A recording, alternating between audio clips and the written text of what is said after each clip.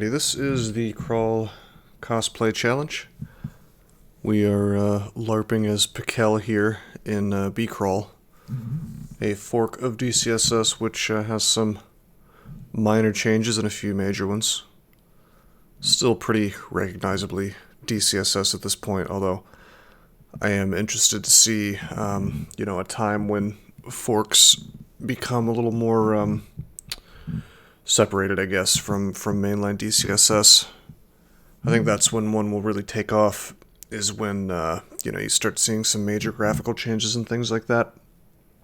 Anyway, like I said, we're cosplaying as Pikel, which means we have a certain set of rules to play under. We've got to use maces and flails. We've got to use no spells except for level 1 and level 2. We have to enslave at least 9 uniques using Redum Nul's Enslave Soul ability. We have to get at least 7 runes, which means we're going to be going into Extended for a bit. And then, of course, well, actually, that's it. Yeah, that's it. Well, no, there is one more thing, which has nothing to do with the cosplay challenge, which is that JD Sequoia bribed me to use these Iron Dragon scales. Hey, Bacadron, how you doing, man? I was bribed into using these Iron Dragon scales, which are new to BCrawl. Incredibly high AC, 16, also incredibly high encumbrance, so a bit questionable for my fast, not very strong kobold, but I think we're going to make it work. Hard to mess up, really, with Redum Nul once we have one of these fine gentlemen with us. Profane Servitor. Anyhow, why don't we go ahead and go into the snake pit. We have our luck, we have our poise, so should be pretty straightforward. We've also got this +5 Ring of Evasion, which I'm probably going to try to keep on forever, because having 5 extra EV when your EV is currently only 5, base level, is pretty good. We're using Snakebite, which I probably shouldn't be doing any here. Why don't we switch to the Evening Star? I'll let my ally handle this. Okay, hold on. We found 2 enchant armors. Since I've been bribed into using that armor, it's definitely where we're going to be putting all of our enchant armors for the time being.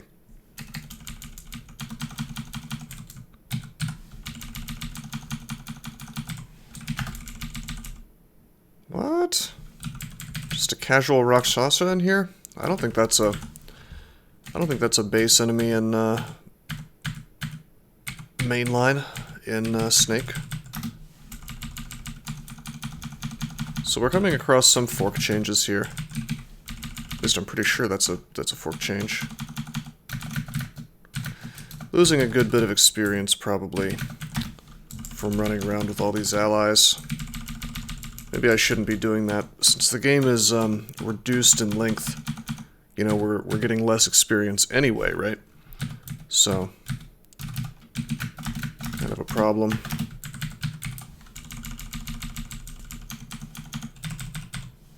I do wish that we had a brand weapon scroll, since we do have this Evening Star, and eventually, especially in this branch where everything's resistant to poison, we're not going to want to use Snakebite anymore. Why don't we go ahead and use the scroll? Okay, it was Fear. I had hoped that it was, brand weapon. You're putting sticks to snakes in your fork, Bacadron? Or snakes to sticks?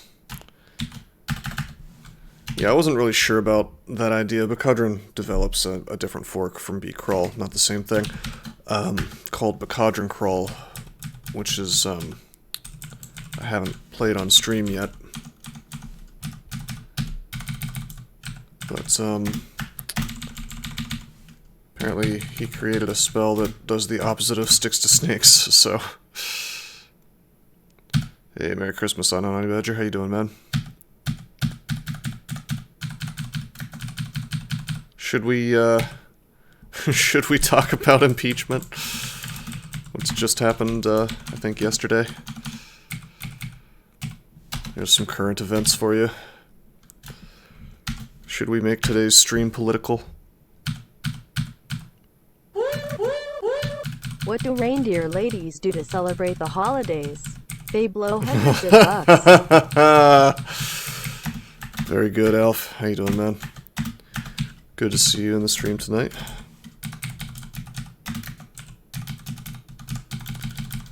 You know, for not having a brand, this Evening Star is still doing some work. Yeah, I don't actually understand how that works. Is it true that he's technically not impeached until they send the articles? Is it like a fake impeachment? I mean, can you say that somebody's impeached if you don't send it along to the Senate for an actual vote? Yeah, I mean, I understand the broad strokes of how it works. You know, hold on, let's teleport out of this.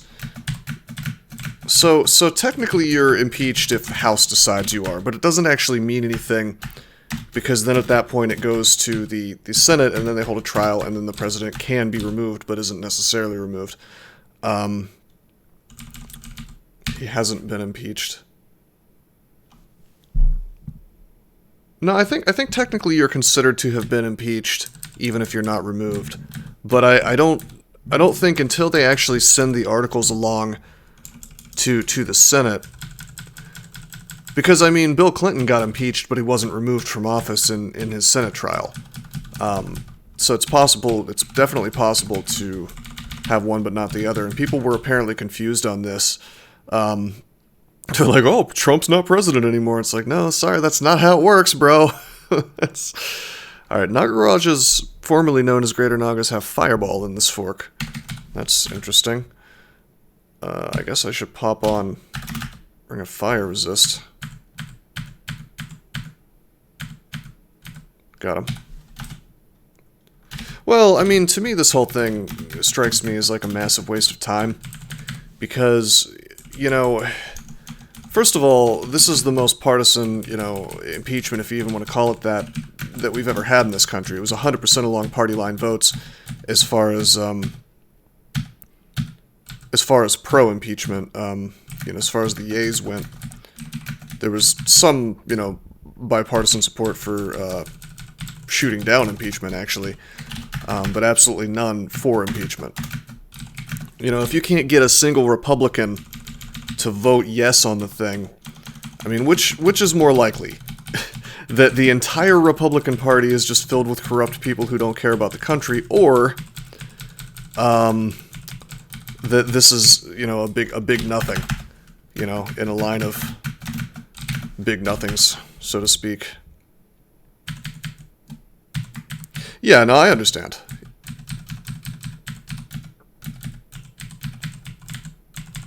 It's not a vote of guilty or innocent for sure. It just means they're passing it along to the Senate. But see, what I don't understand is, well, I do understand it, but your average person probably doesn't think about this stuff enough.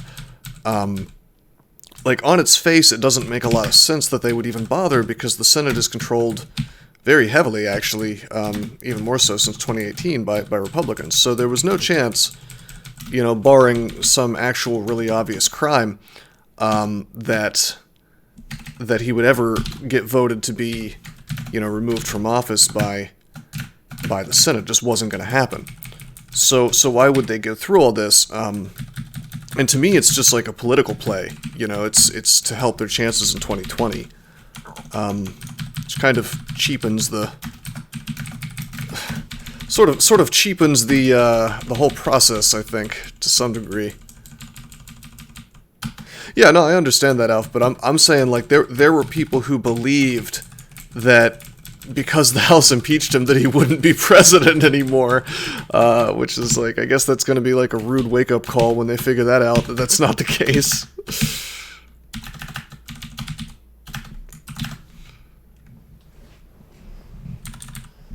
Well, I mean, obviously that's what the Republicans are going to say, but I mean, it makes sense, you know? Because it's just, there's no... So there's this guy, there's this professor, and I honestly can't remember his name right now, but He's had a really, he studies, I think he's a political science professor, and he has developed something he calls the, wow, one of those redback traps was here, I guess. He calls it the keys to the White House, I believe. And he's had a really good track record of predicting elections. The only one he got wrong was, I think he predicted that Bob Dole would win. Or no. No. He predicted that, Al Gore would win. Hey, curare needles. And that election was super close anyway. But otherwise he's been right for like the last, I don't know, 7 elections or something like that. And one of the it's basically his whole system is based around these various keys to the White House, I think is what he calls it. And one of them, it's like you have to have a certain number of these factors in place in order to win or lose an election, according to this dude. And one of them is scandal and impeachment.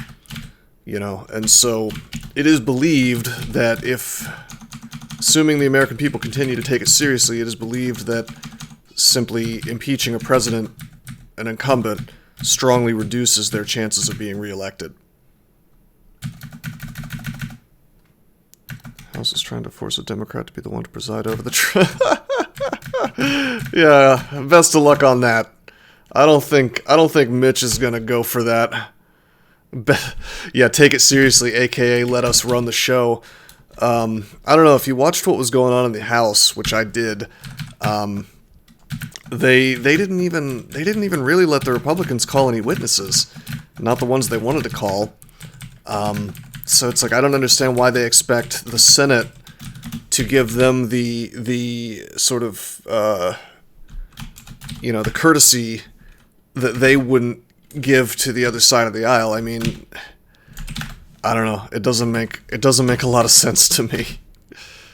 We have a ton of gold. What am I doing? Let's purchase this file of floods. That's good. But not only that, let's go back to Orc. Yeah, I don't know. I don't think they did. I don't think they let the Republicans call a single.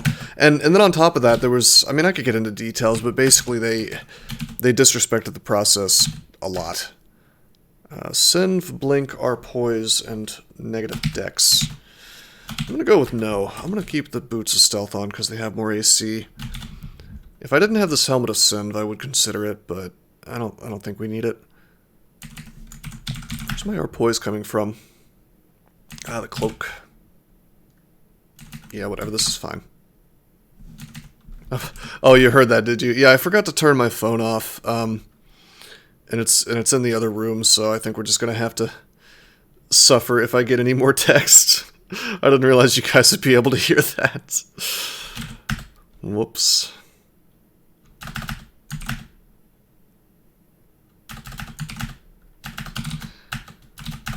But yeah, I mean, the most interesting thing about the impeachment to me is, from now on, pretty much every single president is going to be impeachable if the other party is annoyed enough that they lost the election. You know, assuming the House is run by a political party that is opposite to the president. All right, man. Thanks for coming by. So we can't really fight like too many of these dudes at the same time. If we had a slightly better Evening Star, like branded, a little more enchanted, just a little bit better, we would be able to do a little bit more here. I mean, certainly I can just smash through this stuff with my Redemnul allies if I want to, but trying not to lose. Oh god. Okay, we're gonna train life. Try not to lose too much experience. So I'm essentially using my allies as a sort of buffer, you know. I call them in if I'm having trouble only. Eustatio. It's hilarious.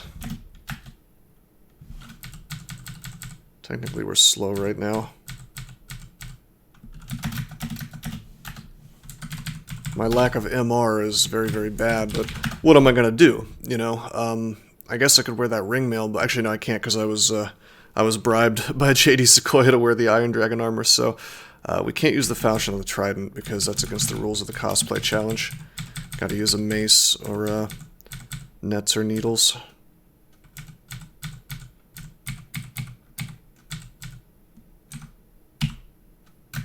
Gain some life.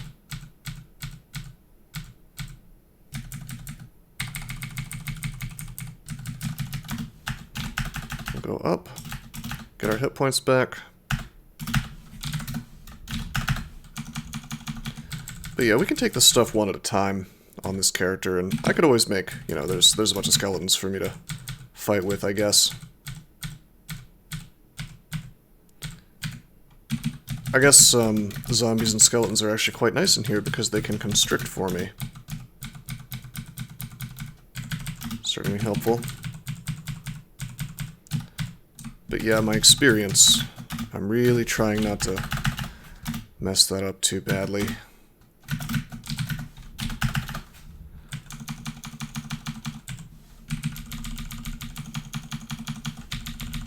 Honestly, I'm a little surprised at how much stuff is coming for me here. We didn't get marked as far as I know, but nevertheless, here we are. I'm fighting almost the whole floor. I'm gonna drain life. Cool thing about having a faith amulet at this point is I can drain life almost as much as I want.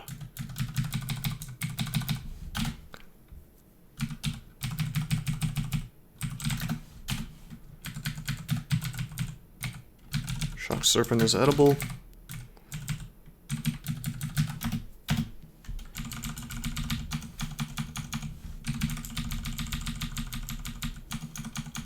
Oh, we got a second Profane Servitor. Man, Faith Amulet is so good. So good.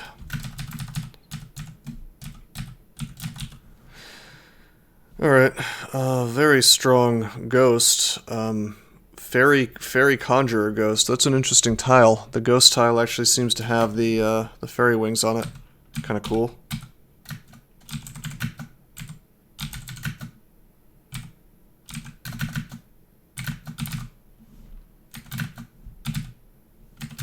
Why isn't he MR/2'd?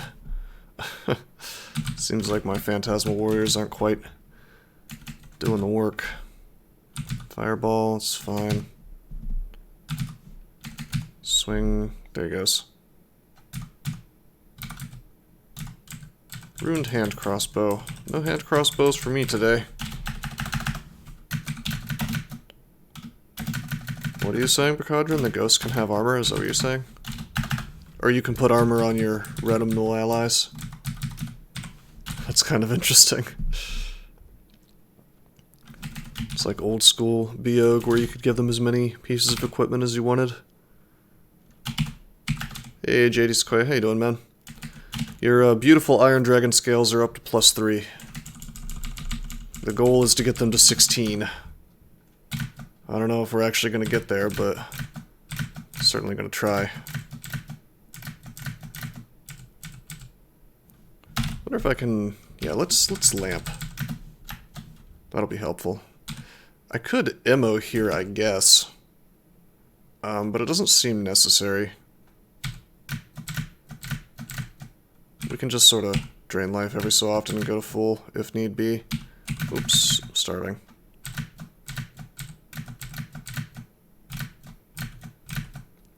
It's actually a great place to fight for this character. Except for the sharpshooters, that's obnoxious. Also, we shouldn't demo because all of our skeletons will sort of own us as they explode.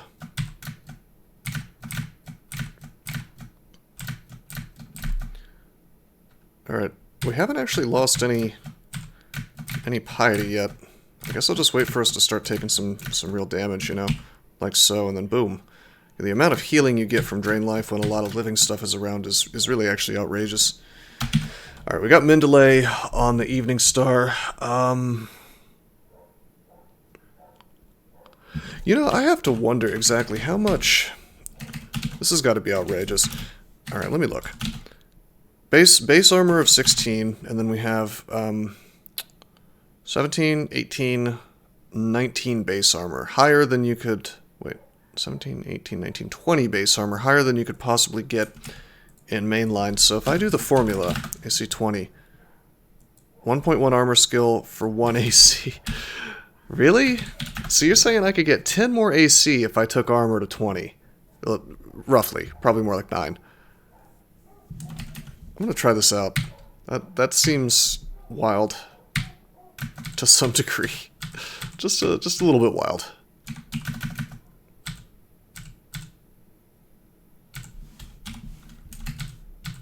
So we're at 36 now. We'll see how that increases as time goes on. Man, with faith, like we're really able to drain life a lot. Starving, damn. As soon as it drops to like 5 stars, I'll perhaps start being a little more careful, but... Oh, wait, this costs mana. Whoops. Yep. I should quaff curing. I forgot that costs mana to do. 6 MP. Whoops. What we're gonna do is we're gonna lamp. Okay. Why don't we scatter shot? Good. Still constricted. I need to take a step back. Thankfully it worked to take another step back. I don't want to get fireballed by these BCrawl Nagarajas with their wonderful fireball attack. Alright, now we're going to drain life. Going to full. Amazing. That was not bad. It's not bad at all.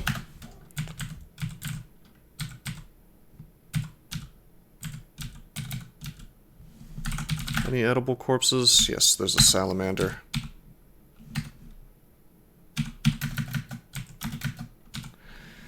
Anything to identify? Nope. I think we can basically just tab through the rest of this with our big ol' army of zombies.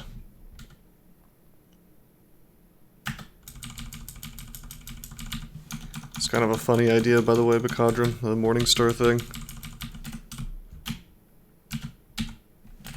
We need to drop some stuff. You know what?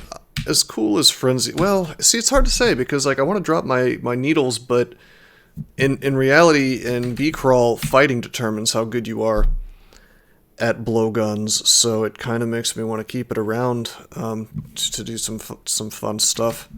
I think we'll drop Repulsion, I suppose. Maybe come back for that. Probably be pretty handy on this character. What else? We can drop some wands. Random effects. Flame.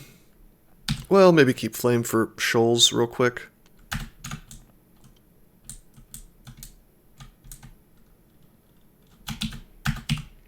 We already went to 37 AC, so it is going up just as fast as the formula seemed to indicate. Pretty cool.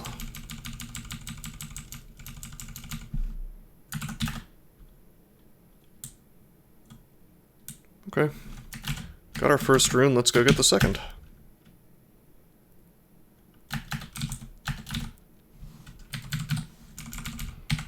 And we can go back to using a snake bite.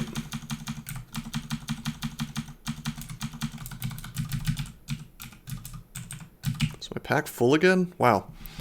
We're gonna drop the Evening Star Protection. That's not really a brand I'd like to use.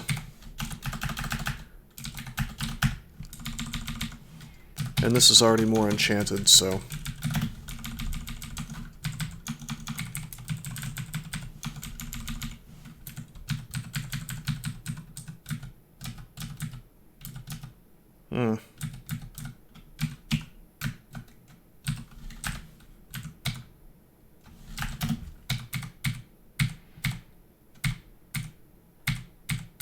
Surprised at how much damage I'm taking, but I really shouldn't be, you know, considering.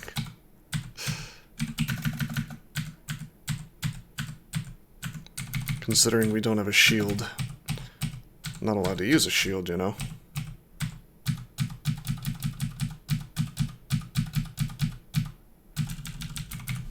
Let's go up. So Curare brand will sometimes apply slow. In fact, just like a Curare needle. This is one of the reasons why... Assassin is actually one of the best starts in the game, because you start out with a couple of curare needles, and as a result... That's an artifact flail. Should I check that out? Maybe the mace as well. They're crappy bases, but if it's like speed or something, then... Okay, crush Arlek, that's bad. Holy, which... Redemnul doesn't like. Alright, whatever. But yeah, being able to slow stuff down in addition to doing a bunch of poison damage is quite good in the early game, or really any time. Of course, the problem is that Snakebite as a weapon has a really low base damage. Apparently, Gary Burton was telling me that apparently in his fork, in this fork here, BCrawl, there is no cap to poison anymore. So, it's a stronger weapon than it is in mainline, but it's still not really that interesting. Let's Wand of Flame this guy.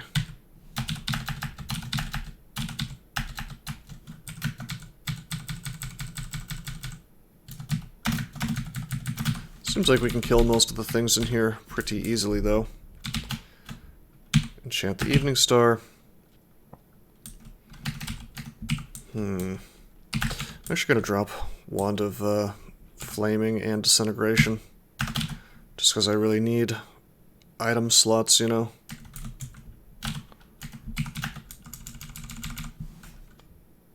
Quite strong with min delay. Yeah, against things that are not, especially in this fork. If the thing is not resistant to poison, it's probably very, very strong. We're at min delay now. In fact, we're even at min delay for the Evening Star.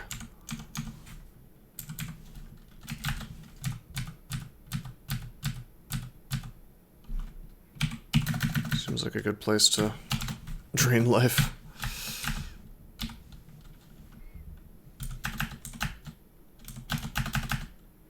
And again. I guess I can just pull this stuff up. What am I doing? Oh, right! This is BCrawl! I get teleported when going upstairs sometimes. I've been ignoring that possibility, but man, it can happen.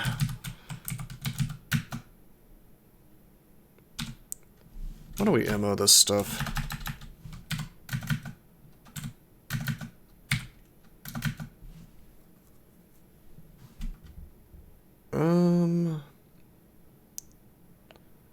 Okay, I'm gonna drain life. Alright. Tell my guy to run away. So we're gonna swing on this thing. Thankfully my AC protects me, although, you know, I didn't want my Phantasmal Warrior to get hit, and there he is getting hit. Why don't we teleport out of this crap?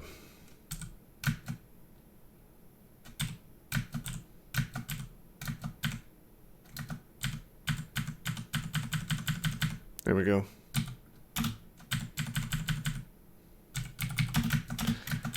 I probably shouldn't have MO'd there. I should have just pulled my guys, you know, recall.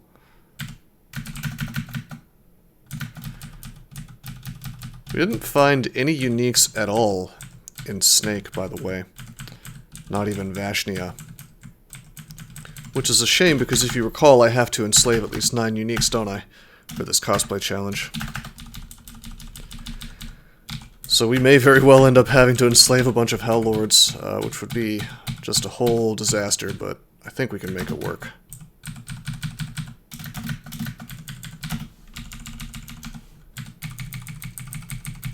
Have to navigate the ins and outs of new BCrawl content, though. I'm curious how different Extended is, if at all.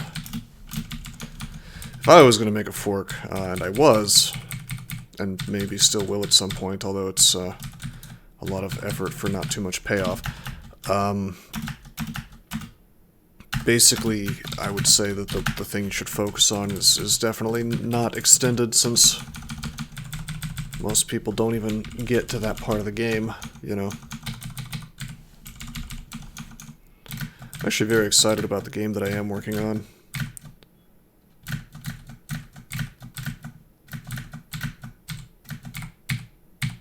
Every time I get engulfed, I'm backing off. More strength. But yeah, the idea of a sort of roguelike RPG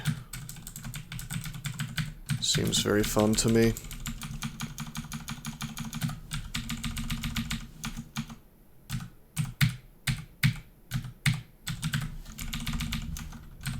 Sure, somebody's already done something similar to what I'm doing, but there's really nothing new under the sun, so... You know what's going to be nice is if we can get some MR on this character. I'm getting mesmerized a lot. Being married to my base racial MR is not so good for me.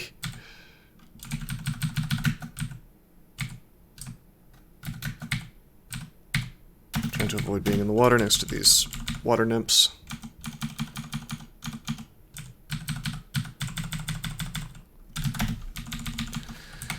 I've got the help of this ghoul. Just kind of keeping him with me, I guess, to speed this up, even if it is messing with my experience a bit. Whoa, that's paralysis. Okay. 7 charges. Try to paralyze him, it didn't work. Now we have 6 charges. Just trying to save charges from his wand. Jewelry shop. +5 ring of strength. With this big armor that I'm saddled with, it might be worth it, but probably not. The reflection is more interesting. And the pro cold, since we are relying on a ring of ice swap at this point. But I think we'll just leave that shop alone. Wand of clouds maybe later. Lignify.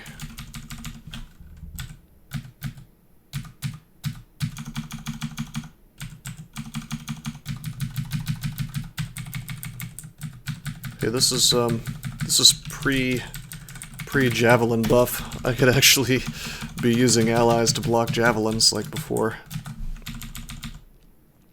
Wow, we found 2 different crystal plate armors and this Iron Dragon scale this game. Game really wants me to be in heavy armor, I guess. Wow, look at that. +11 giant club with freeze. Amazing. And a demon whip of electrocution. Now that's endgame. We've already got our +4 evening star, but we may very well end up buying that. That's an endgame weapon. Apparently we have an enchant armor. Let's put that on the Iron Dragon scale. Our evasion is going up. That's interesting. I didn't expect my armor skill to significantly impact that, but it seems like we've gone from 10 to 12, which is fairly significant, actually.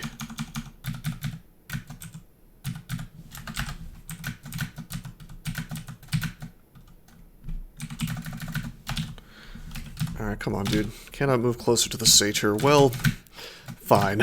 We'll just lamp.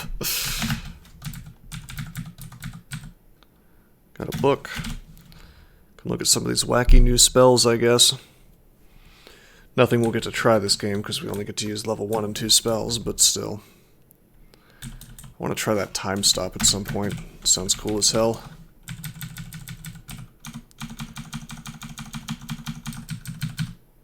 Polyphemus.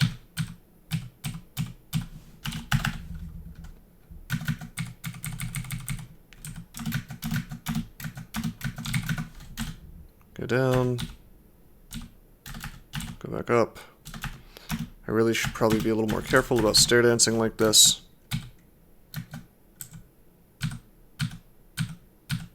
He's out of rocks. No, he's not.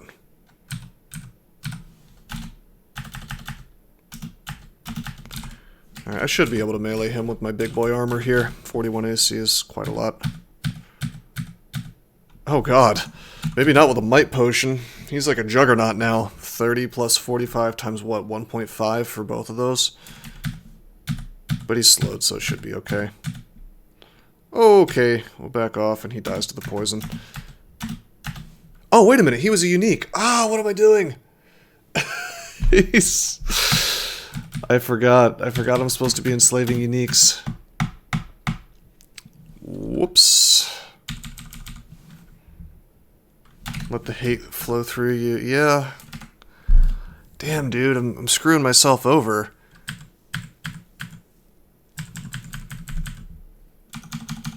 Am I really going to have to do a bunch of extended to get my uniques? Oh, I can't believe I forgot. You know, I usually go upstairs to rest, but I'm starting to wonder if in BCrawl it's better to rest on the staircase. No, we've killed way more than 2 uniques, Brandon. Probably like 3 or 4, and we've enslaved 3.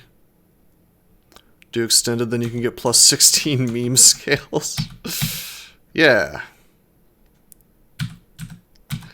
Well, we're guaranteed, you know, we can't really get screwed over in terms of the actual game because, like, we're guaranteed access to 4 Hell Lords and I think 5. Let me look at the runes. 4 Hell Lords and 4 Pan Lords that we can enslave. So, and then there's also Garyon. So there's actually 5 uniques there. Redum seems to be pretty much the same in BCrawl, as far as I can tell. Which is, he's a pretty well balanced, if powerful god, so I think it's fine. How you doing, Alco Pop? I'll tell you something that's different in BCrawl. The Iron Dragon scales that I'm wearing, with a base armor rating of 16 and an encumbrance rating of 27. Not sure if you saw those.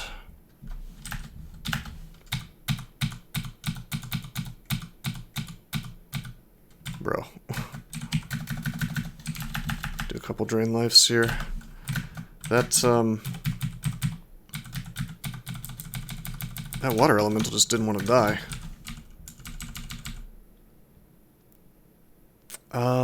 Well, we've got our bone dragon.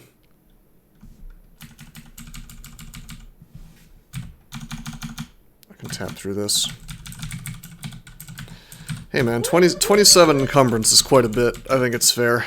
That's more than crystal plate. Hey, Stormworm. Thank you for the follow, man. I appreciate it.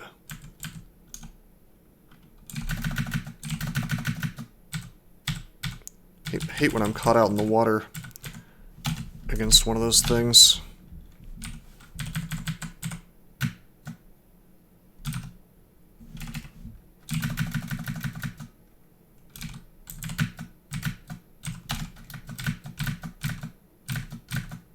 My bone dragon should be fine. I mean, he's very... He's just, well, not very resistant, but he is resistant to fire.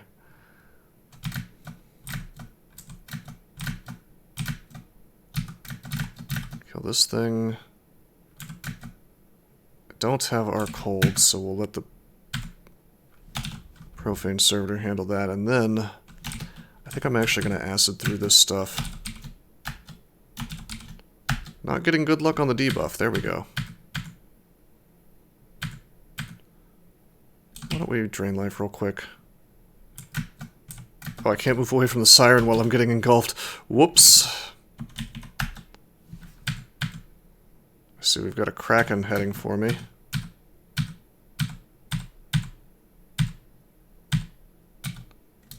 Alright, buddy. Oh, the Kraken dies. Alright.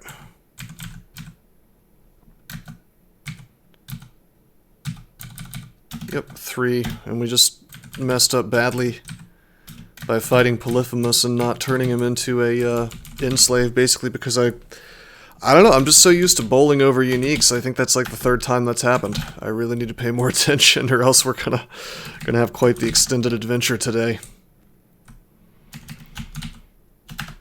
Still time though. We could run into By Susan. We could run into quite a few more guys actually.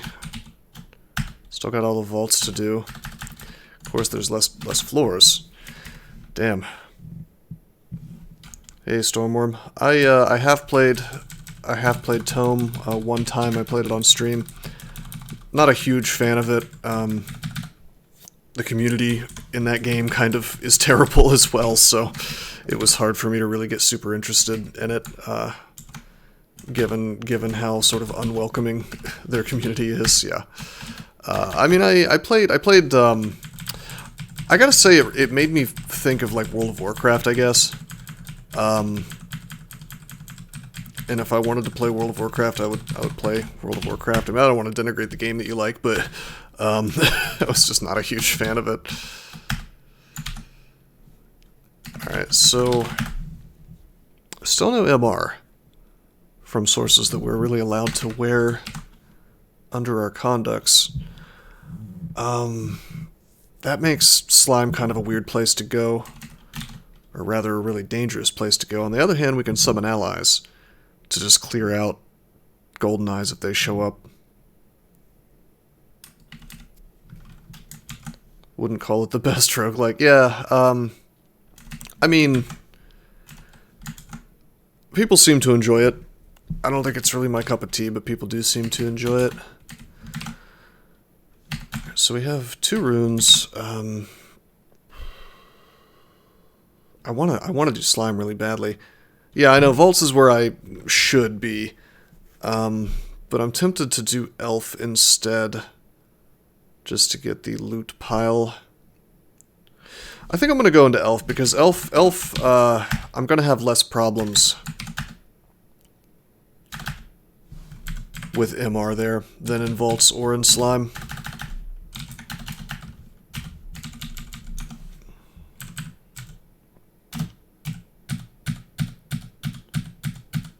The worst thing that happens here is I get Abyssed, and I can survive the Abyss just fine. By the way, let's drop Amnesia. Why am I holding that? That's just inventory cruft right there.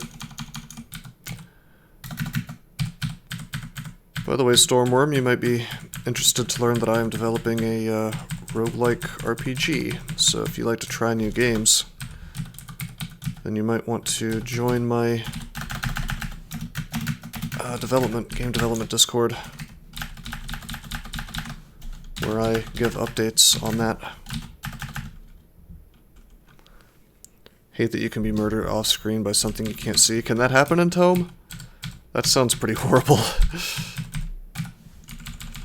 I don't know, my understanding is Tome is just really, really, really, really long. And supposedly there's a lot more RNG in it than in DCSS. And one thing that really frustrates me, well, depending on difficulty level, one thing that really frustrates me about roguelikes is, or video games in general, is that people sometimes confuse RNG for difficulty when they're developing a game. But ultimately, that's not really about how smart you are, or how clever you might be in avoiding problems or solving problems. It has more to do with like how many times can you throw the pie at the wall until it sticks. You know, it's more of a time investment kind of thing. And I'm not saying that Tome is necessarily like that because I haven't played enough of it to be sure, but I've heard it's like that. And I know that a lot of games fall into that trap. Darkest Dungeon, for instance. Arlec and RC. That's really good. We already have Arlec from a surprising number of sources, but we could get rid of our gloves, gain 2 more AC by wearing like just a plus two gloves of strength actually would be pretty good.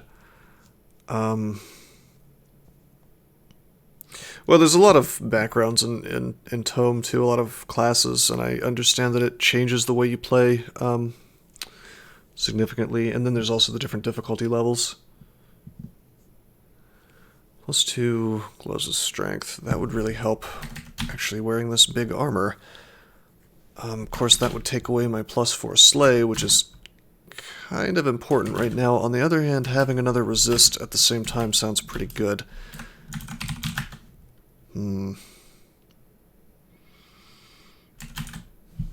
Yeah, I think we're gonna go for that, actually. Okay, here we go. Lose some Slay. We wear Arlek RC+. We drop Ring of Ice. We drop the Ring of Arlek. Go buy the Gloves of Strength from Orc, which is conveniently nearby.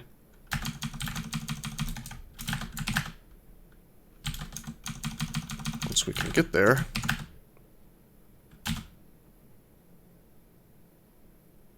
J. Oh, we can't afford it. Okay, that's fine.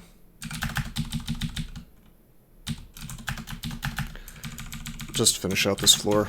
I'm probably gonna do it. Honestly, I'm not even gonna bother to put the gloves back on. We're fine in here, really. Nothing too dangerous, really. Most likely. I guess we could get some more high-level elves, but I doubt it. Alright, there we go. Now we have the money. Darkest Dungeon is steamroll content. Get critted 4 times in a row and get bleed poison applied. Do you lose the character level, a new one on your old team, and proceed to steamroll again? Yeah, I really didn't like that aspect of that game.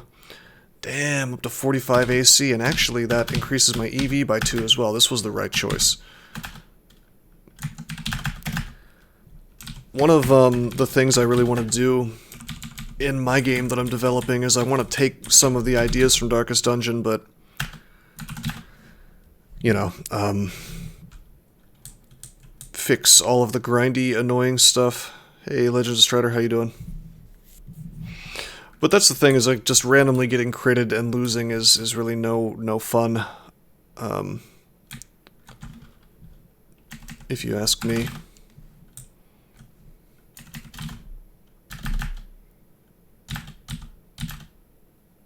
Let's pull this stuff up.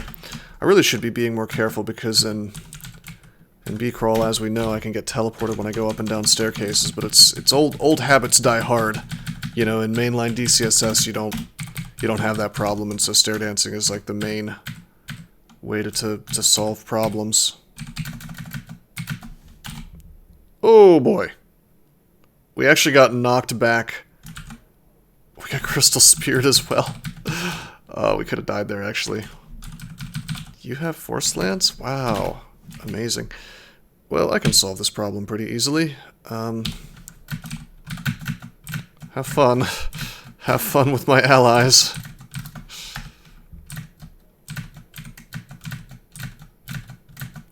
It's a beautiful thing about worshipping Remnal, is anytime you have a problem, you just kind of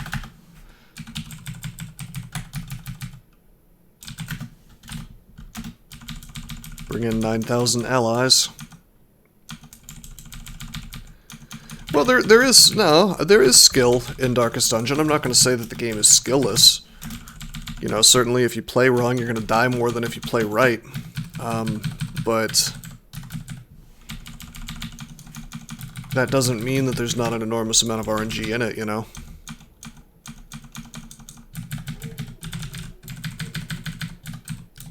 That's why these things can get a little confusing, to be honest, because you know, there's always some element. It's very rare for you to have a game that's 100% RNG, you know. Let's lamp this stuff. Could take a lot of damage here. I'm gonna slow this guy down, slow both of them down. Uh-oh, confused. Drink the curing. Call allies. That's the one problem. That's the one issue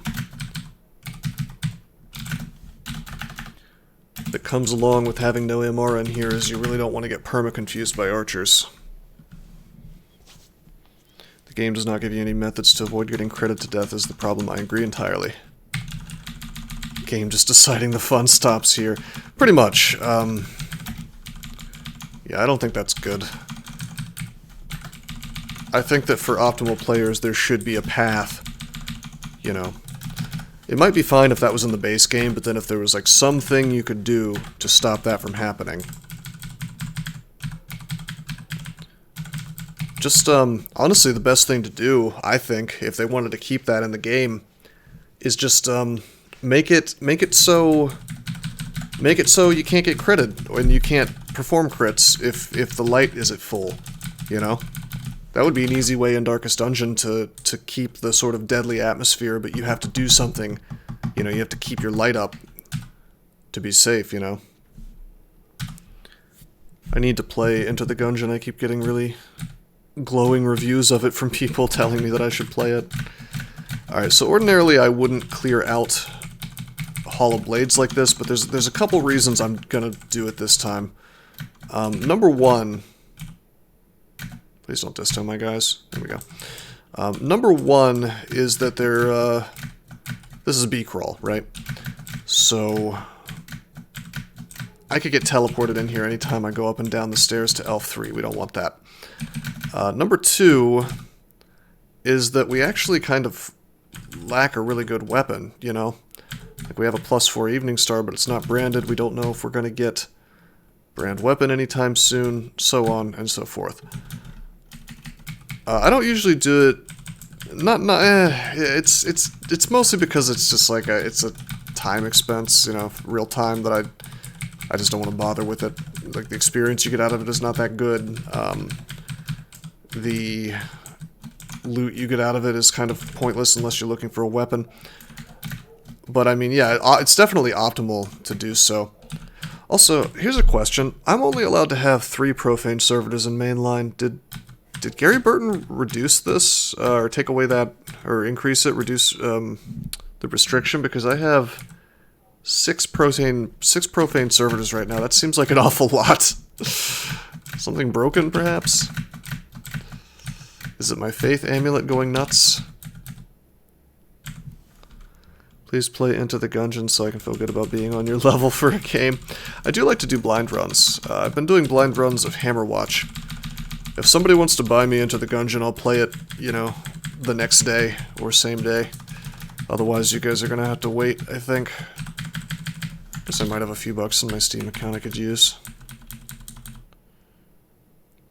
The other reason I wanted to do Hollow Blades is because there could have been a unique in here. You could just, send it to my email, right, JD Sequoia? Appreciate it, by the way. I'll absolutely do an Into the Gungeon stream. Hammerwatch is good but unpolished. I'm told that the sequel is significantly better, Heroes of Hammerwatch. The first one suffers from a lot of issues. One of which is that it's not procedurally generated at all, despite the fact that the game strikes me as something that really wants to be procedurally generated. Like, it wants to be a roguelike, but instead it's a roguelite at best. I mean, the dungeon is 100% the same every single time. But apparently they changed that in the sequel. Alright, here we go. Here's Mara. We're gonna get our 4th notch on the weapon. I'm gonna remember this time.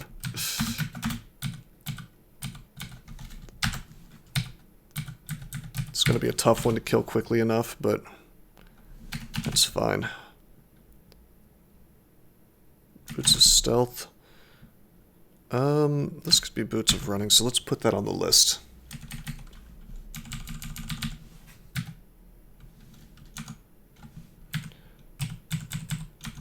But yeah, I mean, I'm willing to play just about anything on stream if you guys want to see it. It's just a matter of I need to have access to it.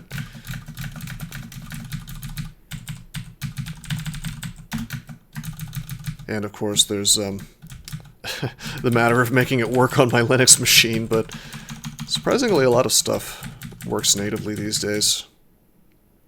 Yeah, Garyon I do intend to enslave, and by the way, he makes a really good enslave. He makes tons of little hell beasts for you. It's quite nice.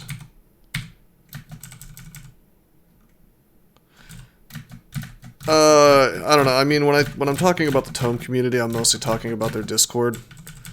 One of their mods actually called me a Nazi for due to not thinking that Donald Trump is Hitler. Yeah, man. He wouldn't stop calling me a fascist, and for the record, I'm not one. But good luck. Good luck dealing with people like that and getting them to be reasonable. Alright, so we're kind of jumping Yeah, most people are not. That's true. You know, it's possible to disagree with someone politically and not think that they're the goddamn devil, but with certain classes of people, you wouldn't really know that such a thing is possible.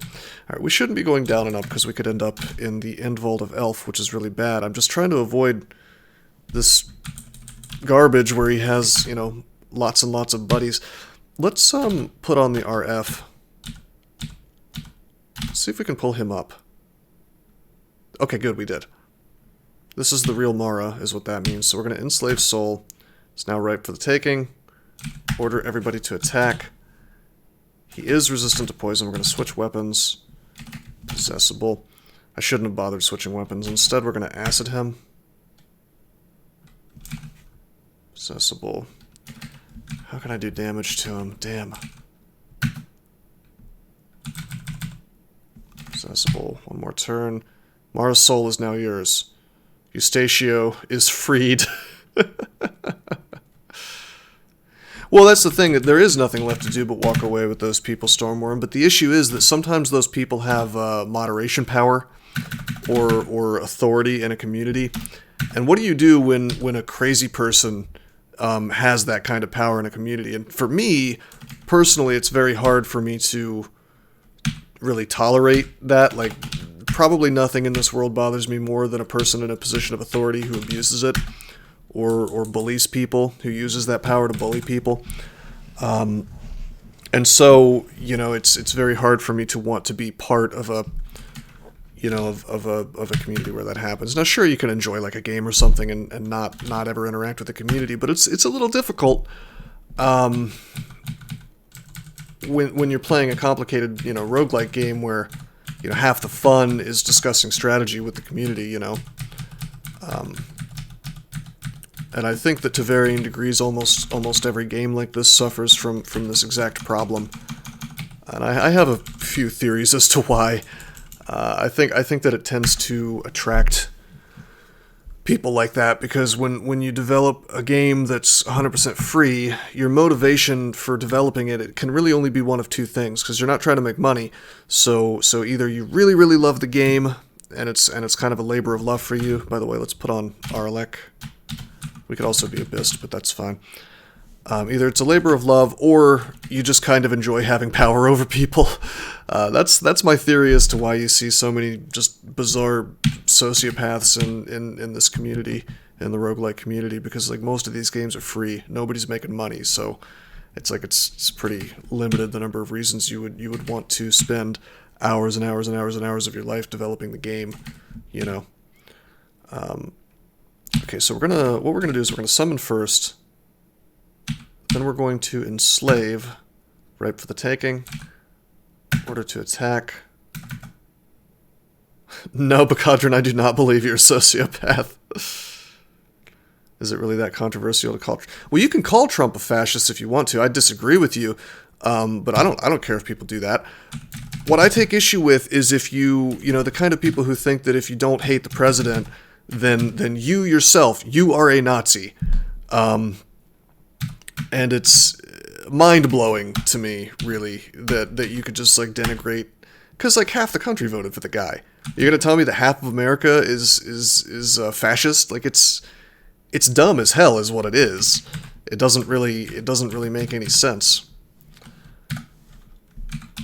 No, not the main dev. It was, God, Shabari, I think his name is. And then I tried to get him to explain himself, he just wouldn't do it. When he wouldn't stop calling me a fascist. It's really frustrating. Of course, you can never get these people to explain their, or to defend their bad behavior, you know. Alright, so we have 5 enslaves now. Feels a little bad to lose Mara, probably one of the most fun uniques to have. Well, Dark God didn't do anything when they kicked me out of their Discord, so, you know, for existing and having opinions somewhere to the right of Karl Marx. So, well, yeah, but good point, Bacadron. I was referring only to voting Americans. Might be interesting. I've thought about, some countries actually fine you if you don't vote. I wonder what effect that would have on American politics if we implemented a similar system. Not suggesting that we should, just suggesting it would be interesting.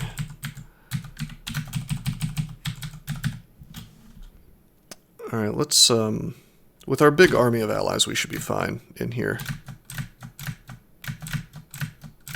A lot of shapeshifters. Ordinarily, I'd be rather afraid of this vault, but we've got the power. Very frustrating. Look at this. They're healing when they shapeshift. There we go. But now, we got a cloak.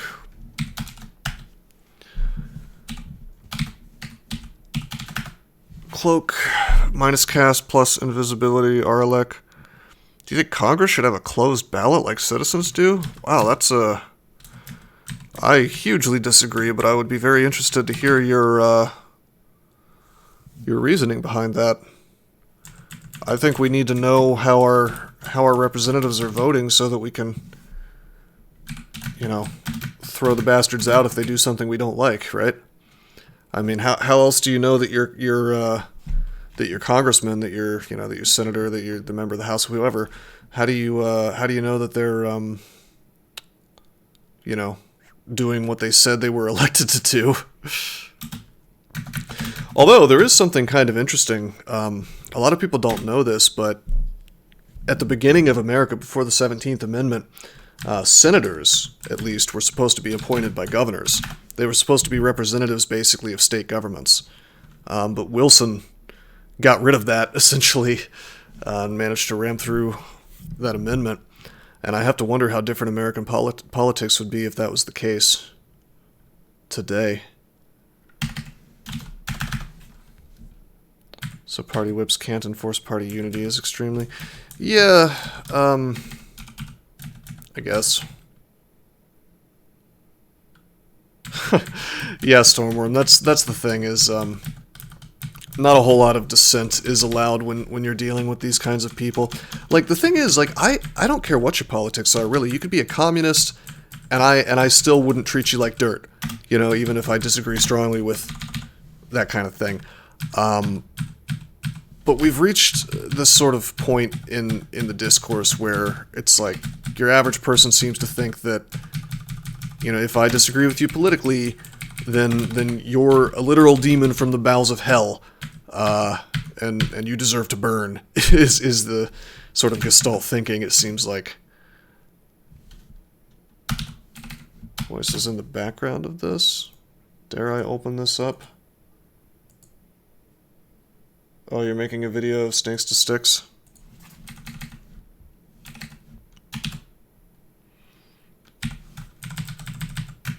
Well, I don't know, Alcopop, like, I don't think it's, I don't think it's very open-minded to assume that the only good reason someone could have voted for the other guy is that, well, they were just they were either misinformed or they were evil. I think it's important to try to keep an open mind no matter what side of the political spectrum you're on, and to think, the other people voting for the person you don't like, those are living, breathing human beings that, they want what's best for themselves, for their families, for the country, presumably, and they're not, like, choking babies to death on a daily basis, whether they're Democrat or Republican or somewhere in between. Probably. I guess it's possible, but it's not very likely. Not too many baby chokers out there, as far as I know. And I think that's something that's very easy for people, to forget. And I'm not referring to any particular political alignment either. I think it's easy for everyone to forget.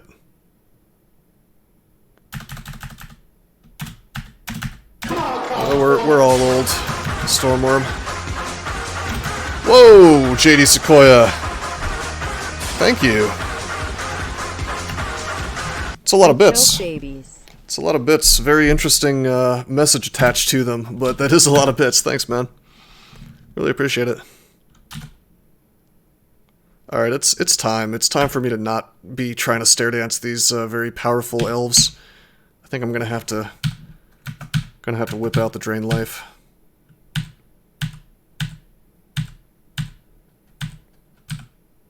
Okay. I'm getting poison on all these dudes. Drain Life. I could summon, but I think we're actually okay to fight this stuff, believe it or not. Drain Life.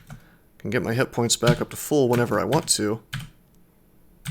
So as long as I'm not one-shotted, we're fine. Cool.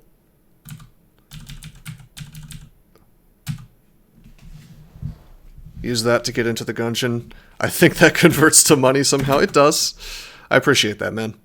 And yes, I will play some Into the Gungeon for you. It might be a day or two. It really depends on. Well, number one, I have to finish this by tomorrow actually because it's the end of the cosplay week. But after that, probably at some point tonight, I will see how much of a hassle it's going to be to get it working on my Linux machine.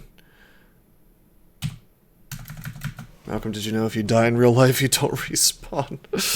I did know that. But yeah, worst case scenario, I'm sure I can get it working through wine, if need be. But if I had to guess, I betcha it'll just run natively. Have you tried? Don't know, don't try. What Linux distro am I running? Debian. I've been thinking about switching to Gentoo, which I realize is a big meme, but really quite good for a number of reasons. This is dangerous. My instinct is like I want to go northeast and just fight these things, but we could take like 200 damage, which is obviously very bad. So instead, we're gonna make allies and do damage that way. I'm gonna catch a Pokemon, apparently. I'm gonna start. Well, I'd like to Ice Blast, but instead we run away. It takes so much damage here. Why don't we Drain Life to get to full? I shouldn't be fighting so many things here. We could get like triple corrosive bolted here, just instantly killed. So why don't we summon allies here, and then drain. Can still get bolted for a lot of damage, but cannot get LCS as long as I move here. There we go. Now we trained armor all the way to 20, something I ordinarily would never do, but we have this hilariously heavy armor on, so it kind of made sense. You should run Cali or no balls. I haven't even really read up on Cali actually, but I mean Debian is like Ubuntu, except for people who actually are tech enthusiasts. Ubuntu is like the easy Linux. It's based on Debian. Debian is, or at least it used to be. Debian is nice. You have the apt package management system and everything. But one of the reasons I've thought about moving to Gentoo is, or Gentoo if you prefer, is because everything is compiled on your box, and that gives you a lot more freedom in terms of sort of versioning of software.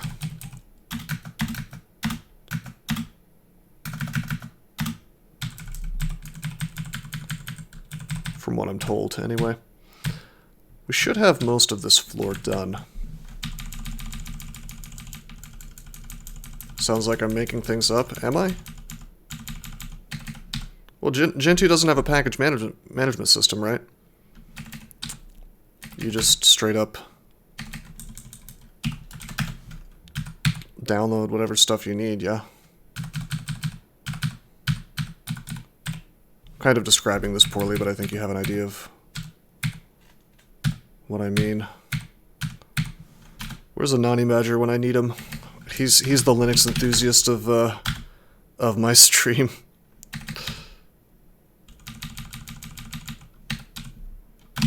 Identify. Let's drop the blowgun.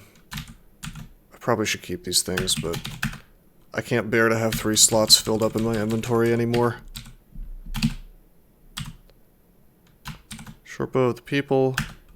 Cool weapon, but not really for this character. Don't need that amulet. What the hell? Oh boy. Deep Elf Death Mages have Haunt in this game. In this fork. That's really something. I think that was that Doesn't-T's suggestion? Maybe? I think I remember him talking about that a while back. Alright, we already have a lightning rod. Let's drop this ring of protection. Drop one of these pro fires. Drop the pro poison because we've got a cloak that does that. Drop wizardry because we're not casting. Yeah, and then we'll keep going. Alright, what do we find?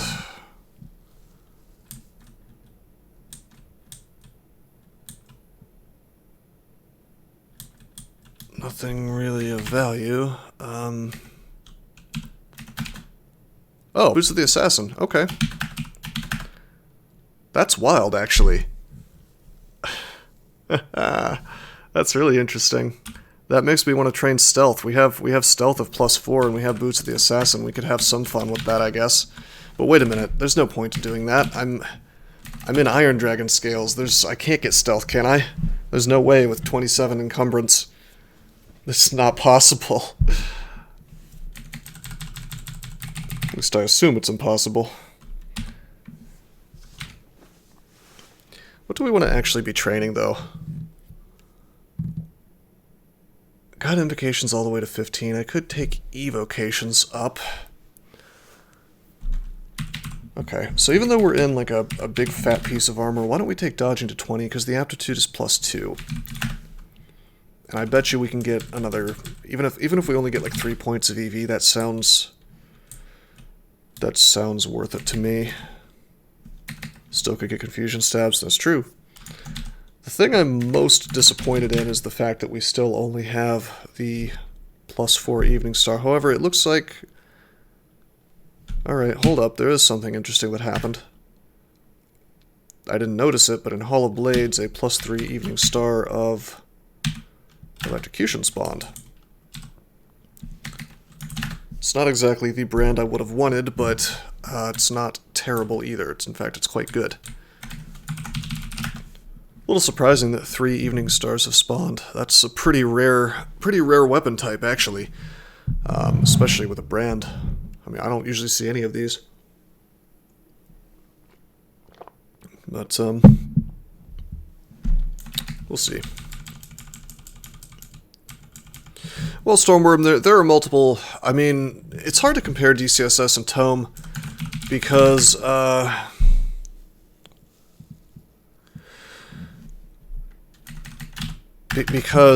because, you know, it's like DCSS is super duper customizable on your character, but your class matters a whole lot less than it does in Tome, from what I understand. And yeah, JD Sequoia, we could go Demon Whip, but that one's got less enchant to it, the one that we found in Shoals. I think I'm happier with the +3 Evening Star of Alek. I mean, if I look at Evening Star, min delay is 0.7. On a Demon Whip, the min delay is 0.5, but the base damage is only 11 on the Demon Whip, and the Evening Star has a base damage of 15.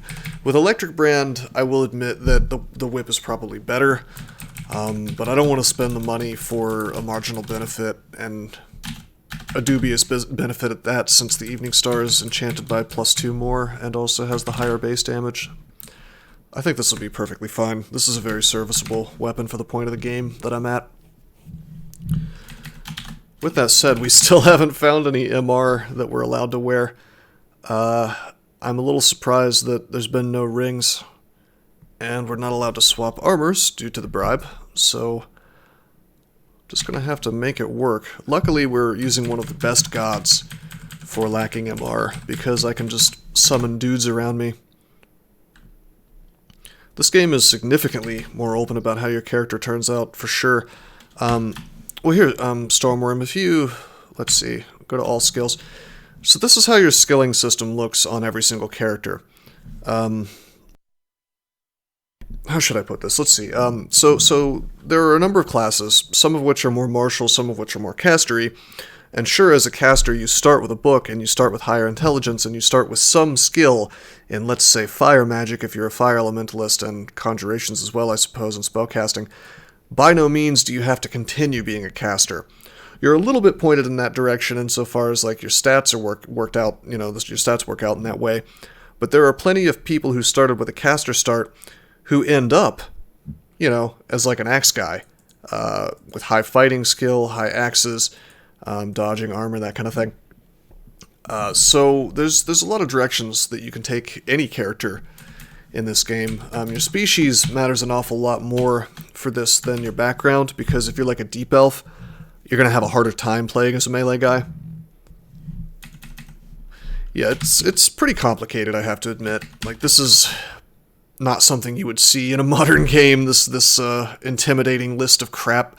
Because it's like I'm manually choosing where to put my experience as I level up. That's what this screen is. So right now I'm training dodging, and I'm training fighting, and my race determines my aptitude, which means how quickly that I'm going to, how quickly I'm going to get actual skill points out of that experience.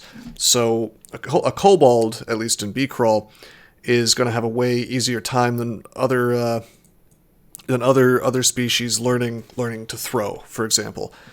0 aptitude is basically average. 3 is hilariously high. Even +1 is pretty good. And so like a deep elf has really good caster aptitude, so they're going to have an easier time becoming a caster.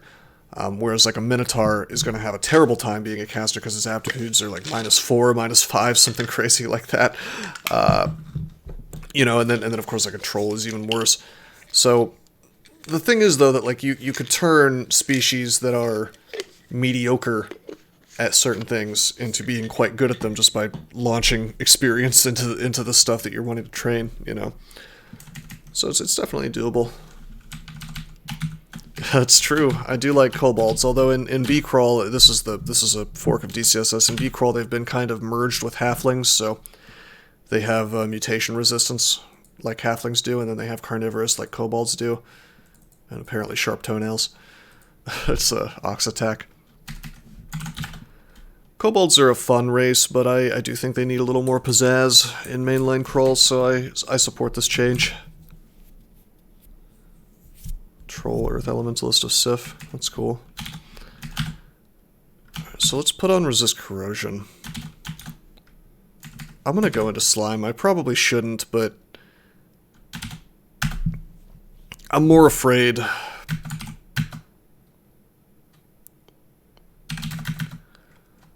I'm honestly more afraid of the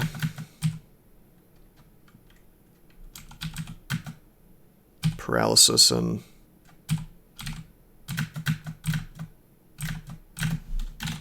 vaults than of the perma-confuse in here, because I can, if I can just get my summons off, then we're fine. Can they see in the dark in this game?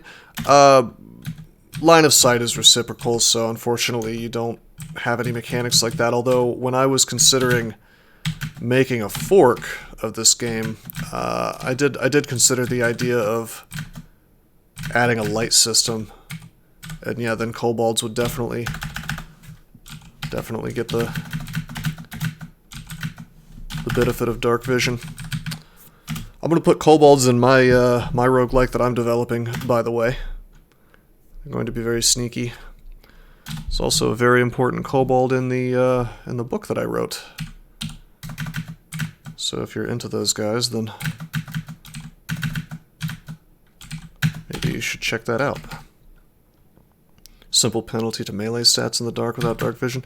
Sure, although I think it would be more interesting to actually set it up in such a way that, you cannot see what you're fighting. I know that Tome does something like that, which is interesting. I'm playing a very dangerous game, going up and down these slime stairs. If we get teleported, it could be quite bad. Too bad we haven't found a Scarf of Stasis. down. Go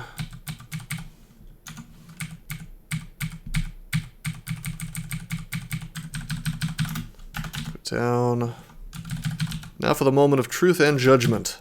Can we defeat an acid blob? The answer is yes. But there's a bunch of crap coming for me, so...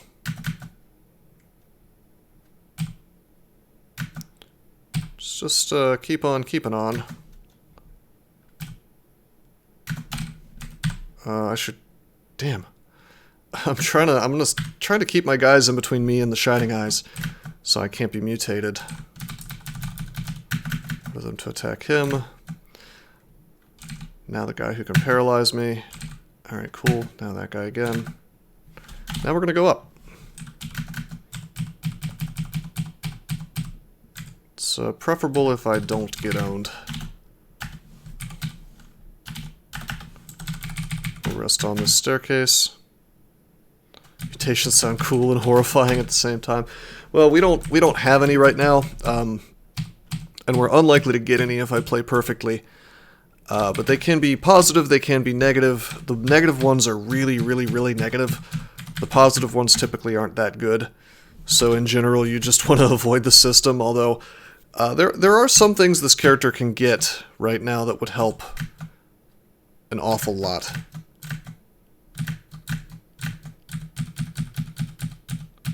For example, if he could get...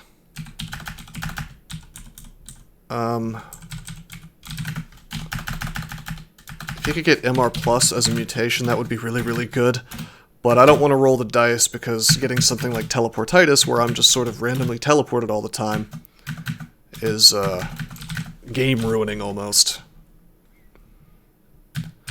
Yeah, demon spawns get their own special set of demon spawn mutations as they level up, which is kind of similar to the fact that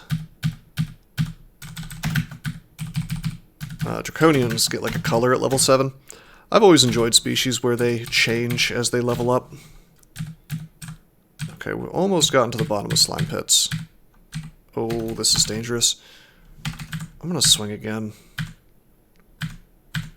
Okay, now that we're running out of life, we're gonna drain life. And again, slimes, jellies, and eyeballs are in fact living. Lignophytes. Are they tree guys? Did you know, Bacadron, did you know that there is a spell called Tree Form in this in Gary Burton's fork, in this fork here? And I'm not sure if I agree with the way he set this up, because 2 schools level 5 seems a rather steep price, you know, for a spell that is, it's like a defensive version of Blade Hands, except you can't move. Seems a bit dangerous. It seems like the downside is, dude, let's drain life. There we go. Seems like the downside of tree form is bad enough that there's no need for it to be 2 schools. Or maybe level 4 would be more appropriate with 2 schools. Usually like undead and monster-like characters. Well, I don't know if there's any way for me to bring up the races of this game, but there's a lot of those. You might like Nagas in this game. It's a nice challenge race to some degree, but it's also somewhat strong in the mid-game if you know how to play them. Sort of, in some ways. I mean, ultimately, I wouldn't really want to play a Naga because they're slow, but...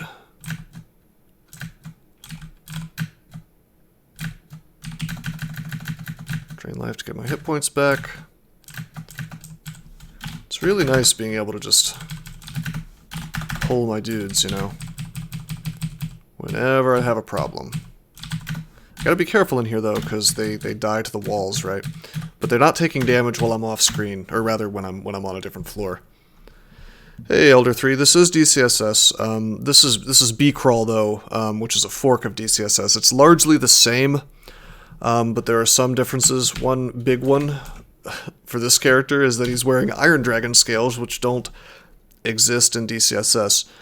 It's a base armor rating of 16, encumbrance rating of 27, so even heavier than Crystal Plate, but also more AC. And then also there's some minor changes across the board. There's some new spells like Flaming Arrows, for instance, which I think makes my projectiles do more damage as long as it's active. Kind of like Portal Projectile, only it does damage instead of accuracy and smite targeting. False Image apparently makes an illusion that can not attack and does not move, but you can fire your stuff through it, so it distracts enemies. Summon scorpions, you know? Some interesting stuff here. So I'm just kind of trying out this fork. Infestation has a new tile, and it does different things now, apparently. It's level 6 instead of level 8. It's Hex's Transmutation Poison instead of Necromancy, and I guess that it makes a bunch of wasps burst out of things that die. That's pretty cool. Poison School got a buff in this fork, I guess. Steam Barrier causes the caster's body to emit strangely viscous steam, providing resistance to attacks and fire, but inhibits their spell power and makes them more susceptible to cold. Time Stop. So there's some new stuff in this fork. Portal Projectile is actually quite good for the right character. Being able to target anything on the screen, if you really need to take something out. I'll give you an example of where Portal Projectile is really handy. In Vaults 5, what in the hell? That's new. Okay, so I've been treating these like regular Shining Eyes, but it turns out these have Corrupting Pulse instead of Malmutate. So instead of doing permanent mutations,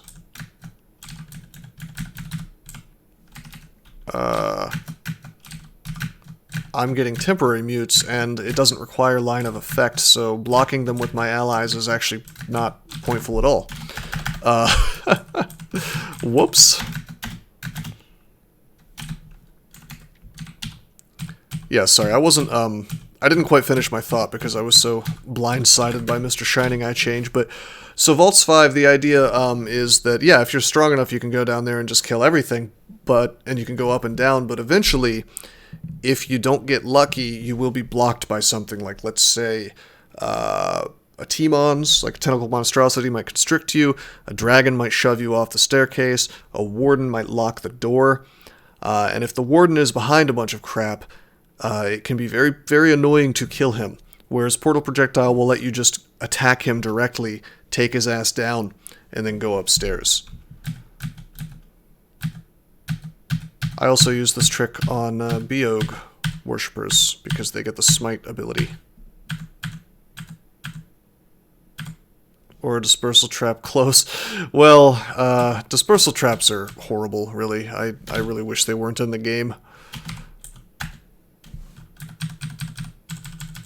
But yeah, I mean, if that's the case, I typically just don't do Vaults 5 except through a hatch.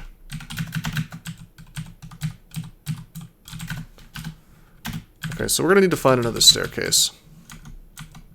Because TRJ is blocking that one. Oh, hello.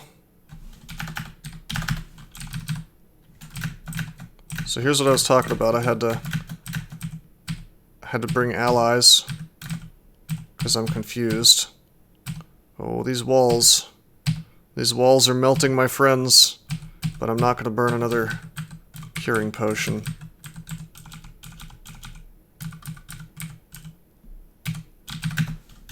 Tell them to run away, go back down.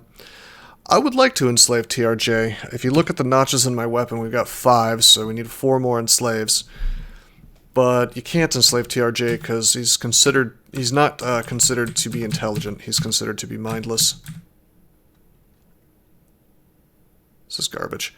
I guess I could try and see if it changed in this. Nope, you see nothing there you can enslave the soul of. Game is bullying slimes. Yeah. Should we fight TRJ out in the open like a madman? I certainly could. With my allies, I guess. Could do the emulate play, but then I'd lose all my allies, which is no good. How would you improve critical strikes in a game, or just do away with them? Interesting question. I don't know. There's just a lot of directions you could go, you know? Like, in the case of Darkest Dungeon, I had mentioned that you could simply make them optional by making it so they can't happen if the light is at full. But in a game with less unique mechanics than DD, I mean, just make them less brutal, you know? Make it so that a critical hit doesn't mean that you die instantly, you know? That was one of the biggest problems with DD, is that your hit point total was simply really low no matter what you did. And so a critical could one-shot almost any character in the game unless it was like a, you know, unless you already had damage reduction up. If you were like a man-at-arms or something, I guess. But the problem with DD was it very much encouraged you not to drag fights out, because if you tried to play a really defensive team like a bunch of man-at-arms or something, you know, you're just gonna suffer, what do you call it, sanity damage or whatever over time, and then your guy becomes useless anyway. Oh crap, I shouldn't be tabbing. 38% chance of paralyze. Summon. Huge misplay there.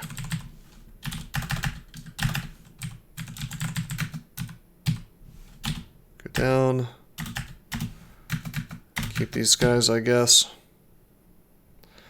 Any dodge-based character will die from a single crit dot combo. Well, one interesting thing you could do with that is have evasion-based characters, or at least one of them have like a special ability that lets them guaranteed dodge like a certain number of crits per combat or something. There were abilities like this in 3.5 D&D, if I remember, where it's like you could turn... In some Splat books, there was like a power that would let you turn a natural 20 into a natural 1 once per day or something like that. So instead of an instant hit, it became a critical miss, you know? Alright, we have 2 haste potions. I would rather not blow through these potions, because we unfortunately don't have very many, surprisingly enough. And I haven't been wasteful about it. I just kind of have had bad luck. So we're gonna pull back, and I'm gonna net his ass. Oh, Gary Burton, what have you done to me? The royal jelly is too large for the net to hold. Well, that was probably the right thing to do in terms of development. Like, it was always kind of silly that you could do this, but it's not so good for me right now.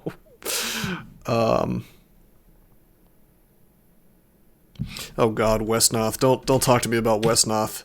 That game sucks in terms of it's not a very good game. It's 100%. I mean, you might as well just roll a die and see who wins the game. I did some casting of that game. And oh, wait a minute, are you Elder of Zion, the guy from Westnoth? You are, aren't you? So you know what I'm talking about. The more I think about that game, the more I really think that they messed up in the development of it. Because it's like, yes, there's a bunch of strategy involved. Let's summon some allies, by the way. There's a bunch of strategy involved. I'm not going to pretend that there's not, but the level of RNG in it is just a little bit, it's a little crazy. Alright, so we used Flame. Unfortunately, our servitor is caught in the fire too, but it's fine. Let's swing. I'm going to try to, this is going to be an attempt to do this without resource expenditure, because I can drain life, not on the Death Oozes, but at least on the Azure Jelly. Swing. Okay, now we're going to teleport, because he's about to die. Swing. Drain life should finish him. Okay, good. Swing, swing. And we'll recall all of our guys. We probably lost a Profane Servitor, maybe 2, but no big deal, really. I love how we have Louise, the spectral human.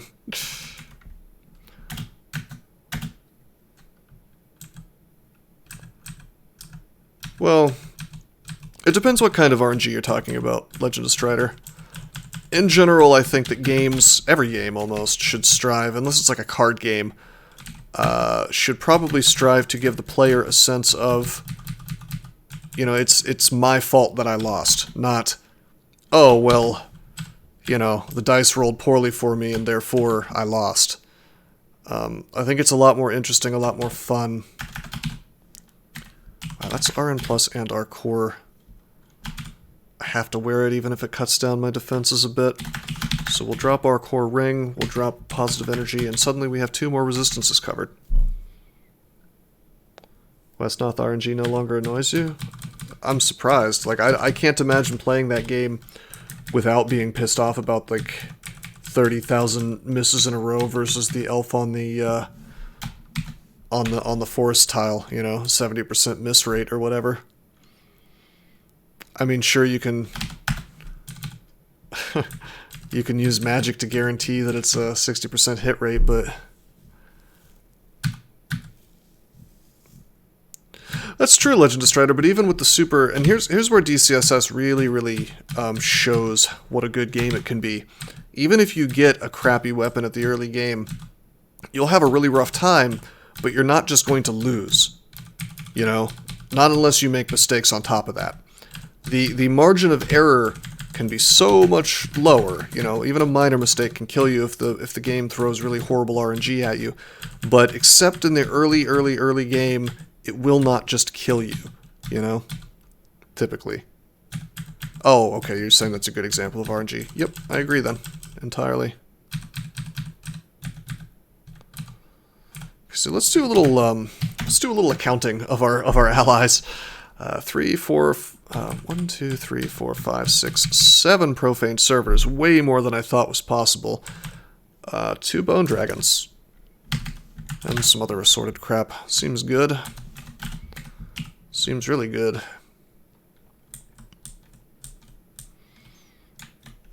And I didn't use any resources on the TRJ fight, which is amazing, mainly because we were so low on might, haste, and agi. I have a suspicion that if I'm not getting unlucky, then that must mean that Gary Burton reduced the spawn rates of those buffs. Interesting. Yeah, I've heard some good things about Dominions 5 Stormwar. My friend Blokes is really into Dominions. I have a little Discord that I'm part of that is devoted to Dominions, actually. Anyway, that is 3 runes. We're supposed to get 7. So we're on the way. 5 notches in the old weaponry, 4 more enslaves to get. And we haven't been to vaults yet, and stunningly, we still don't have MR. What I wouldn't give for a Scarf of Stasis, which does exist in this game. Now, wait a minute. Our poise, we could put those boots on for that. And then we could wear this Scarf of Resistance to get resist fire.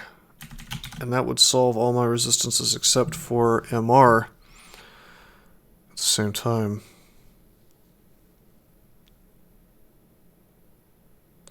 No, Elder, I mean, I agree with you that that helps for casual players, I suppose, if you don't show them the percentage, because human beings are really awful at gauging, you know, what percentages actually mean. Like, if they say an 80% chance to hit, they expect it to hit every time. They're like, oh my god, it was more than half, you know. And everybody's guilty of that. It doesn't matter how smart you are. And so, like, I see that hiding it would probably be helpful in some cases, but at the top level of play, you're going to know the percentages, you know. It's just like obfuscation, I don't think is a very good way to make your game less frustrating to play, you know?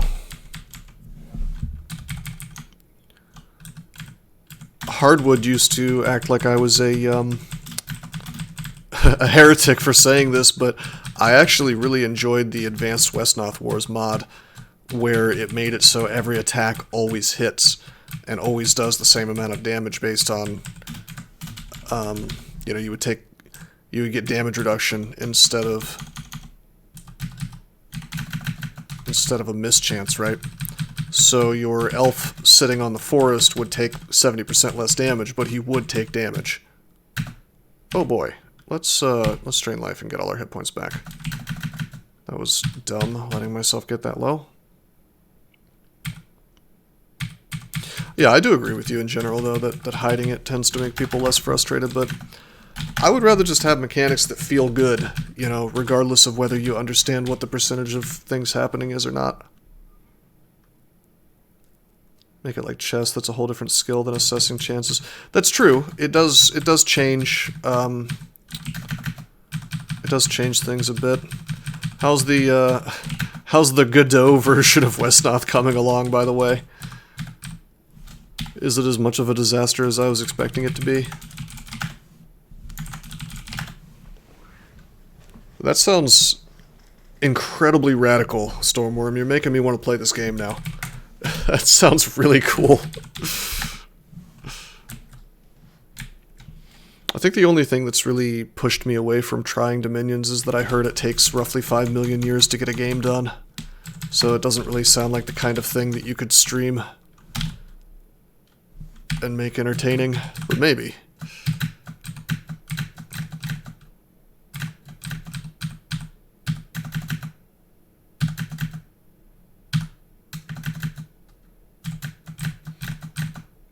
But yeah, like Elder, why not just play a game that doesn't have so much RNG, you know? I shouldn't have fought that Ogre Mage, by the way. We should have summoned on him.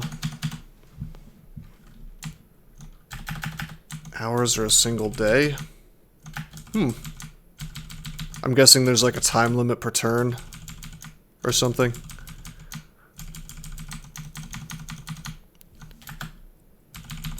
That's interesting. Oh ho ho ho! Here we go. Gonna get another notch in my weapons here. A new slave. Clear the path a bit here. Let's actually tell my guys to run away. Summon. They should clear out all this stuff. Order them to attack Roka, and then we will enslave his soul. Possessable. Cool. I'm actually going to drain life to help kill him faster. There we go. St. Roka's soul is now yours. Not a bad enslave to have, considering he can smite. 6. I guess I'll just inscribe it on all my weaponry.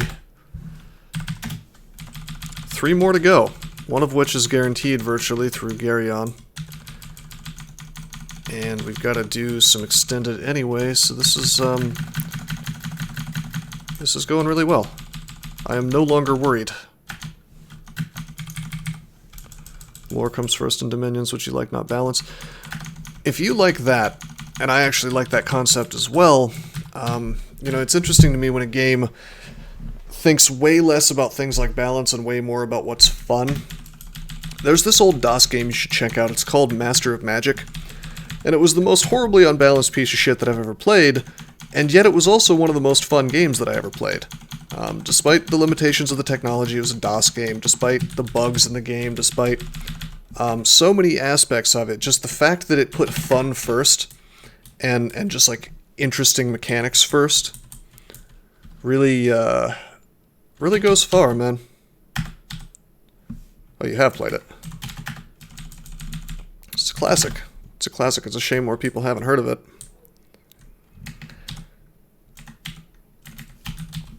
It's a very thematic game.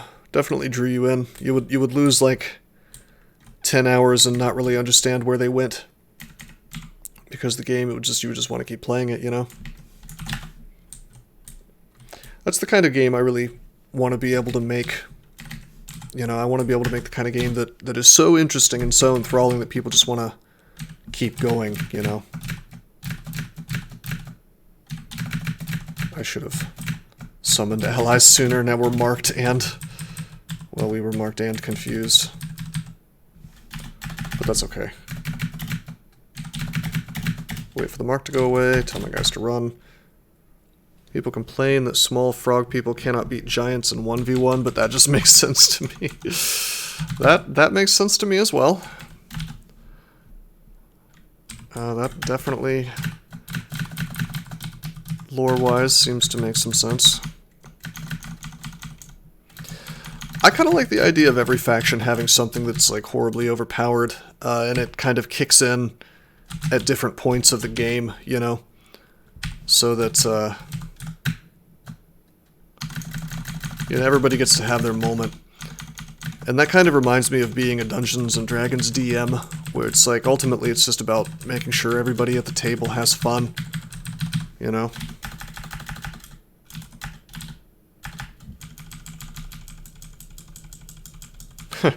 Well, yeah, that's the other thing. In any game, there's generally a level of play where suddenly you're so good that you can win even with a bit of a handicap, you know? Or maybe you just understand how to play the faction better than they do. Okay, this is Marjorie. We are going to try to enslave her. She's possessable. We're going to swing, drain life, and down she goes. Very good. So there's Marjorie the Spectral Human. Really flying up here now with our slaves. It's 5, 6, 7.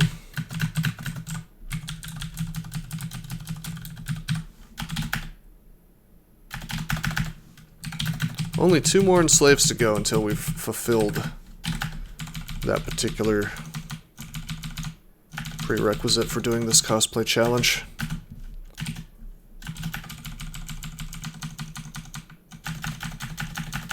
Oh, I should be more careful. What am I doing? Drain life. I keep thinking I have, you know, tons of MR. Of course, this guy doesn't have paralysis. He does have slow, and perhaps most interestingly, he has Ensnare, a new spell, and Freezing Blast, a new spell. I assume Freezing Blast is just Fireball with cold. Yeah. Ensnare straight up just puts me in a web. That's wild. I'm going to go ahead and say that Gary Burton buffed the Lamp of Fire, and I'm very happy about that.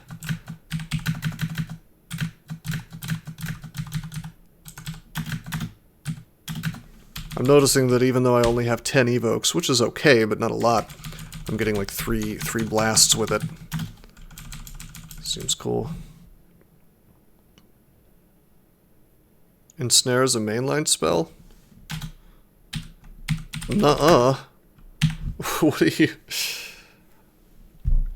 you talking about? Oh, do you mean... Are you saying that jumping spiders have that?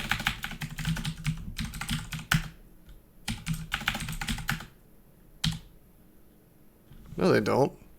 It's AF and Snare. So what monster has the Ensnare spell in mainline? Oh, Arachne. No, that's it's an AF. It's an attack. It's a thing that happens on attack. I don't think the spell. I mean, the spell may very well exist, but I don't think it's actually attached to any monsters in mainline. Granted, I'm on BCrawl right now, so it could be that he changed that.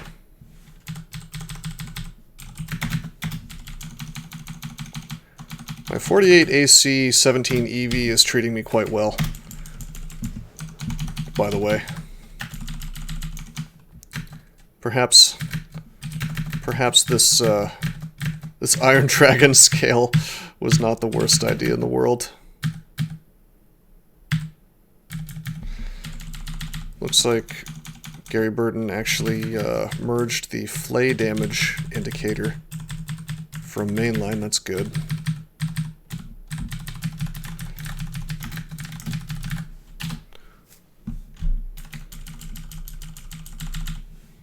And snare blink.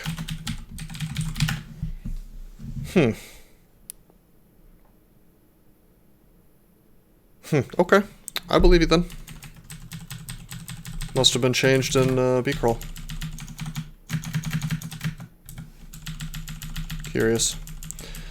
So, by the way, the game is... Really, I have to say, like, yesterday I was dubious about the floor changes, saying that, well, it probably doesn't change the feeling of the game too much. But now that I'm playing it, you know, typically around this point in the game, I'm really feeling the slog, like, oh my god, the game's dragging on. But, you know, one less floor in Snake, one less floor in Shoals, one less floor in Orc, two less floors in Vaults, because we're already at Vaults 5, or about to be, the equivalent of Vaults 5, Vaults 3. And then only 2 floors of Crypt. Like, a lot of this stuff, it adds up a lot. Only 12 floors of Dungeon. Like, I'm actually kind of impressed. Hey, Ari, how you doing? Good to see you.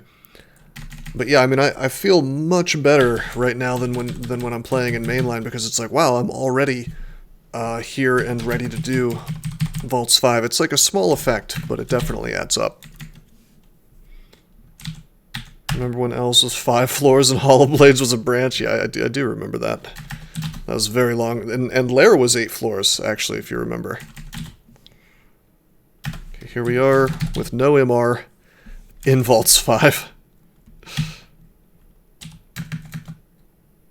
Not good. We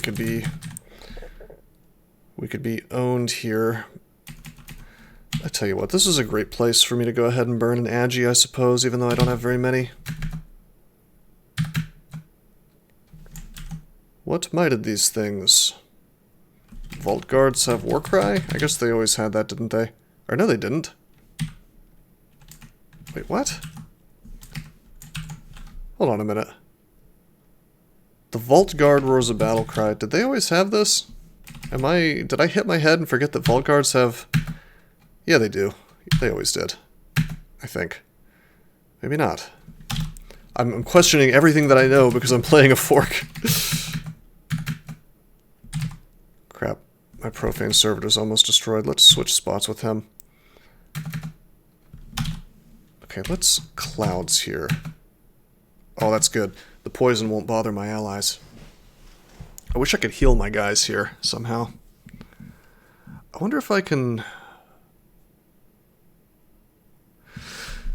Can I damage these things, even though I'm not that hurt with Drain Life? I'm trying not to lose too many servitors. We have so many, and so many of them are quite hurt. I'd rather not have that happen here. Have me lose too many. I don't think I'm going to have that luxury, unfortunately. I wish you know what? I wish I had kept that Torment Scroll. That would have been really nice here. That would have been really good. Drain life again. Have we lost any? Profane Servitors destroyed. Let's go up. Okay, we lost 1 Profane Servitor. That's not that bad. Tell them to run away. Go back down. Now I'm going to summon zombies. Yeah. Out of the corpses of the stuff we just killed. Still Agi'd. We are marked.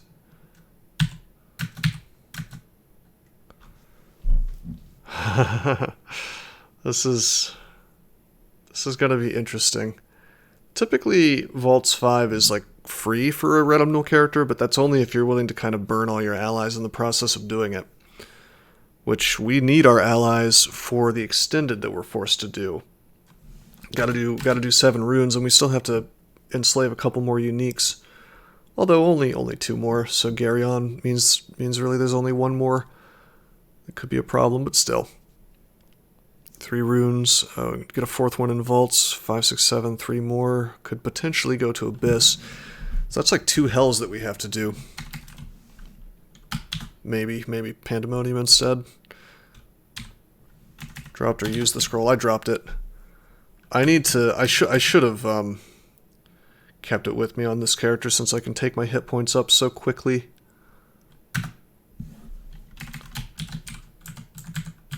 Okay, let's see if we can... If we had like RF++, I would just emulate here for fun, but it's not quite right. Interesting. Alright, we're going to try to enslave the big boy here, and we succeed. I can always teleport if things get particularly hairy here, or drain life and go straight to full. You know. What's interesting about this poison cloud is that because this is BCrawl, they'll just keep getting more and more and more poison, so that suddenly that cloud is actually quite nice. Trolled your friend into minions by sending a stealthy ghost wearing a disease-spreading amulet into his capital city. Oh, man. That's hilarious. I don't even know the mechanics of the game, but that sounds funny as hell. Alright, a lich. That's fine. I think since we have more clouds, why don't we use more clouds? Don't want to get the slime creature in the blast. So down like this. There we go. Just want to get the Vault Warden in it to really prepare myself for my eventual escape, because you know he's going to block me off. In fact, he already has. So let's just use some lightning rod to kill him. Okay, this is getting to be not good. There's a lich that's coming up to me, and I don't have any MR, so we could very much get paralyzed, assuming he has that book. So what do we do about this, I wonder?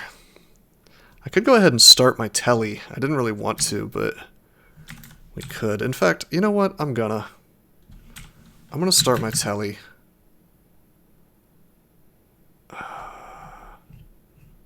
Should I risk MO? I think we will. I think we'll put on RF. Dodging reach 20. That's fine. Take fighting to 20 for now.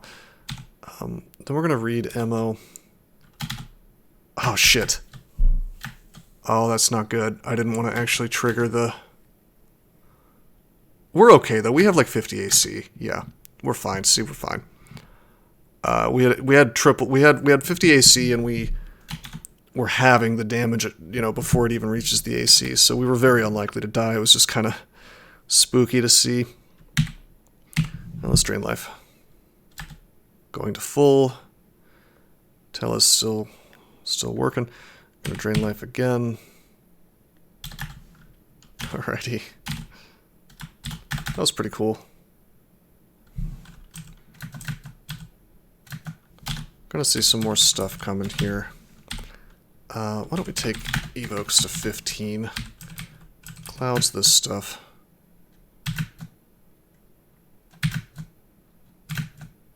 I'd like to kill some more of this stuff before that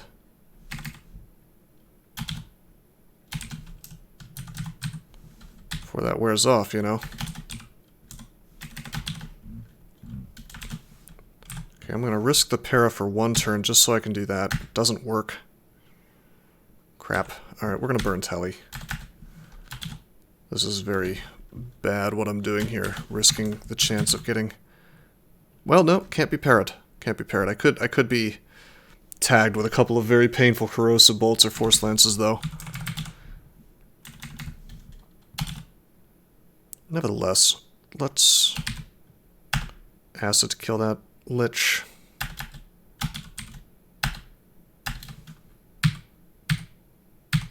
There we go. There's my big explosion. Close the door. We're still marked, sadly.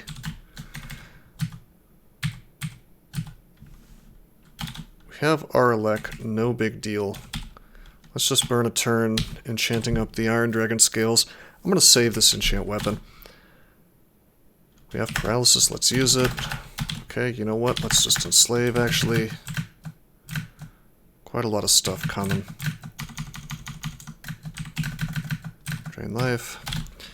I'm gonna lamp here, killing the brain so I don't get confused from behind, and the Sphinx so I don't get paralyzed. Very weird, very weird. It feels very strange, like trying to avoid MR threats at this point in the game.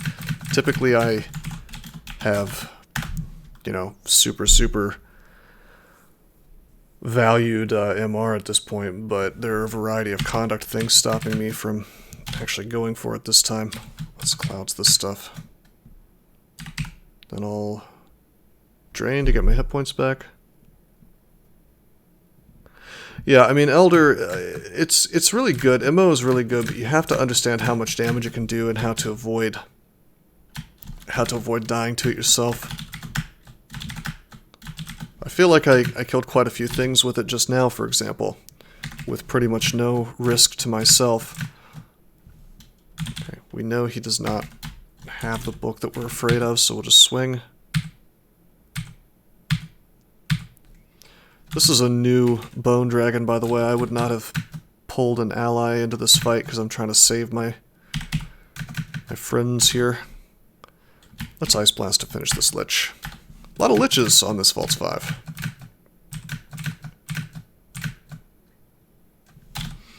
I'm gonna lamp and see if we can't...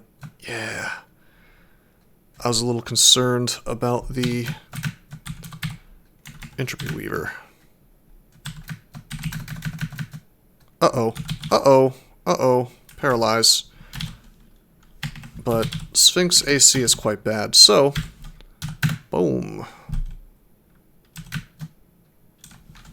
Let's burn one teleport. Still marked.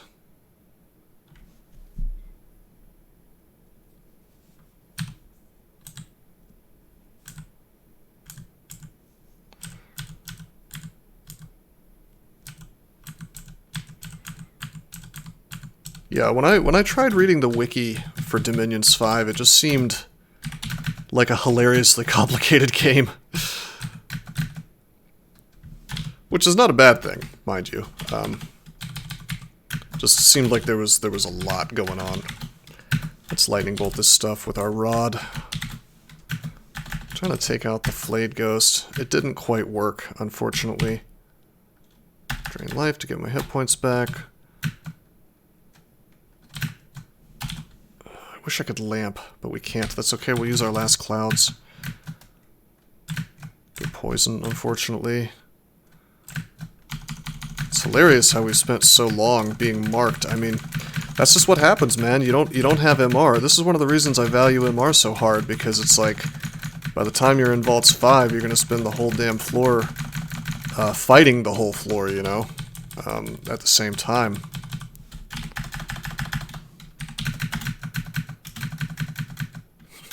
Hey, that actually, Stormworm, that reminds me of Master of Magic, actually. Isn't there a spell in that makes every single time something dies on the entire world, you get a zombie out of it? Something like that. I love those global spell effects. It's such a fun idea. Okay, we drop magic regen. We really need we need like one more artifact to cover our resistances. I can make the game work without it.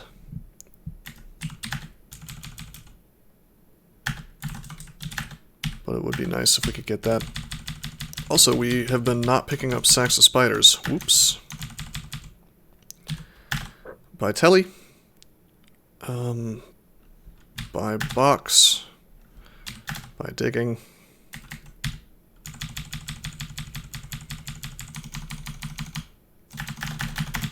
Tab through the remaining garbage on the floor. Don't really need this amulet. Almost as strong as Dread abilities.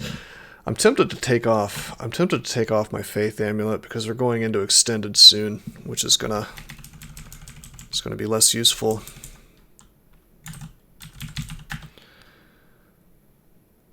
In fact, why don't we go ahead and do that, I think. Because this way we can get our poise on something that's not my cloak. As much as I would like having that piece of base AC, we're going to drop the cloak. And then, I'm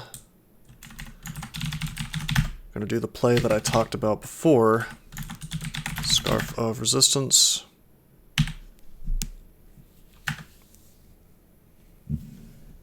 And this is going to make my resistances look super duper sexy. So, Scroll of Telly, Scarf of Resistance purchase. Suddenly, resistances look amazing except for my MR, which is still shockingly low. But everything else is covered, and that's nice. We'll get that piety back soon. Okay. It's pretty good. We also have Zerk Rage now. I can't imagine that I'll use it, but it's possible.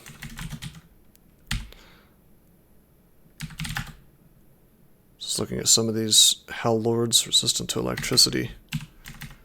Decoration items? What do you mean? What do you mean by that, Bacadron?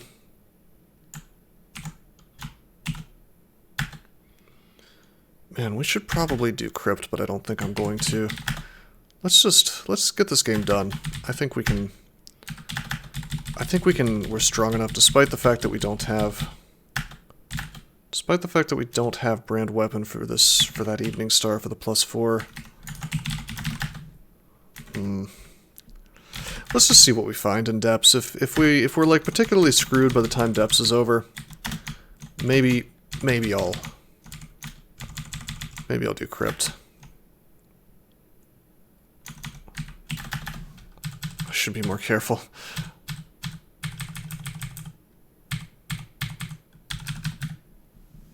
The Mace, F2, Fight You, Freeze, RF+. Okay, so something just occurred to me. Hold up 1 second. Auto fight stop 90.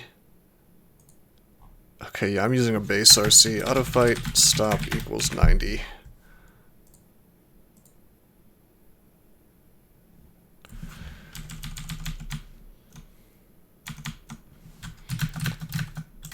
I didn't really feel like putting my entire RC in here, but at the very least I can get some more tappability, you know.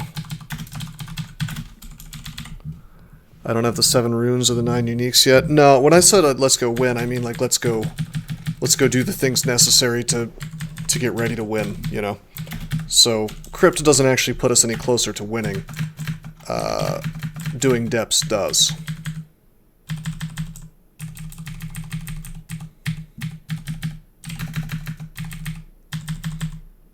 Man, I'm still drain lifing a lot. I shouldn't be doing that, really.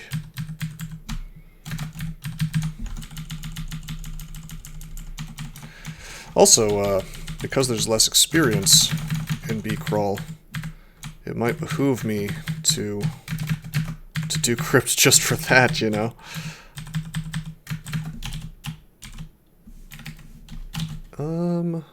Okay, hold up. Lightning, lightning, lightning. Wow, that's frustrating. The non-summoned ones are way off in the back. Yeah, the lamp, of course, fails horribly. You get nice blasted, bro. There we go.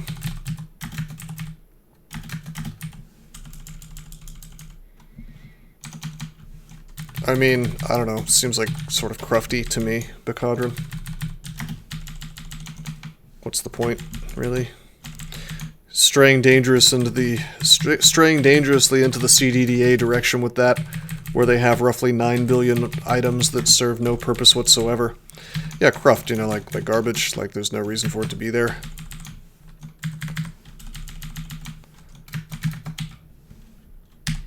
Cure.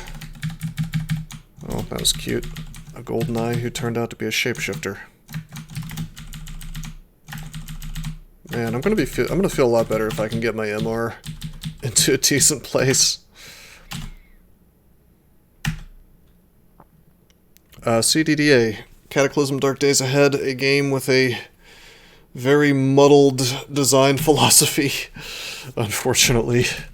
doesn't seem to understand exactly what it wants to be. Okay, order these guys to attack.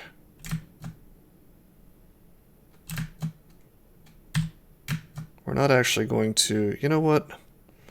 I'm just gonna have my guys follow. Okay, how's the door locked? What's new? What's new in this version that's allowing the door to get locked?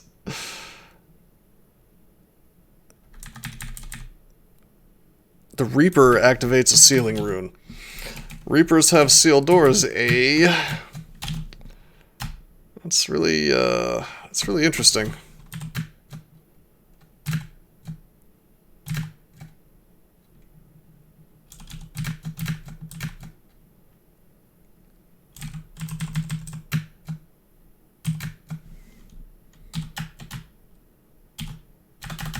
Wow.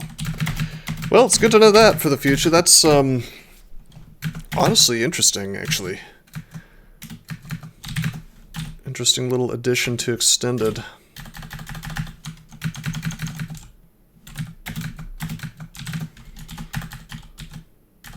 So I'm just pulling crap out of here. One at a time. The goal, of course, is to enslave Garyon. But that might take a minute, because we gotta take out his allies first.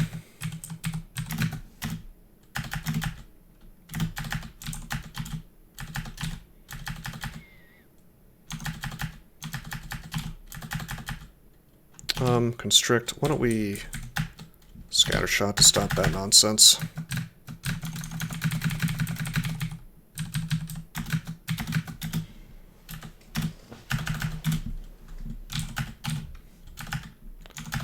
Slowly cleaning the floor up. What? Oh, constricted by an anaconda skeleton. It's kind of funny how this so consistently places those kinds of skeletons. I don't think Twitch allows Steam screenshot links. That's interesting. I didn't know that. Alright, we got memed on by a disto weapon, so here we go, fighting in a kill hole instead, I suppose.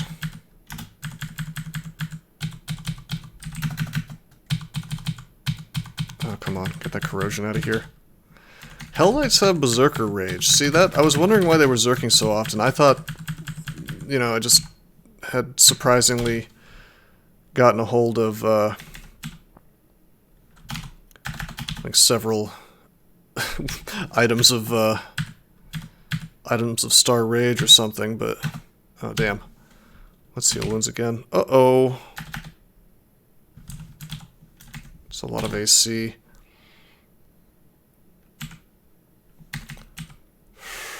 I'm gonna heal wounds again. Taking some big risks. Now I can drain life. Can't drain from undead, but I can drain from Hell Knights.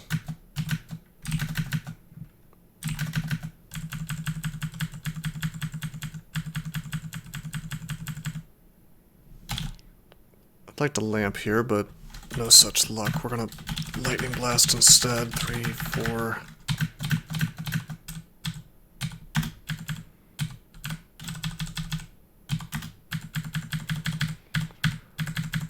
Kind of going to show that my character is not super good in melee.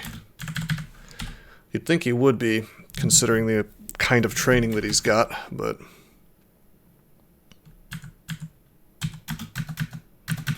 I mean, I can always delete it from the chat if it's super huge or something. I mean, you have my blessing to try if you want to. Is this a more traditional roguelike where you always descend down floors or no? No. In DCSS you can go back up, both for tactical reasons and because, you know, you may want to go to like a branch that is actually higher up. For example, if you go down below Lair, you'll typically find Orc. And there are situations where you might want to do Orc after you've already been to Lair and then go back into Lair so that you can reach the shoals, you know. Summon guys. Enslave soul. Accessible. I Wish I had acid to help this process out. It's not resistant to electricity though, so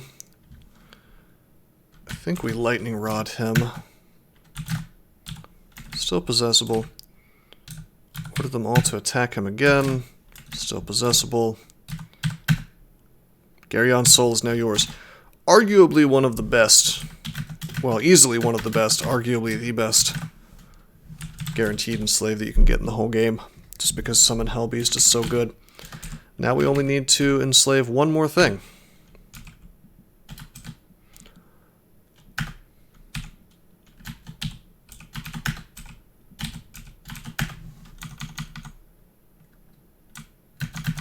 Minion builds. You would like you should play a Biog, Hill Orc of Biog then. You'd probably enjoy that a lot. It's the most minion-y build there is in DCSS.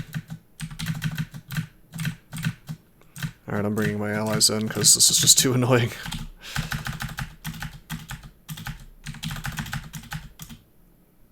I do wish my guy was a little better at fighting. I am kind of surprised that we're having so much trouble. I mean, it's just that our weapon sucks, that's all it is.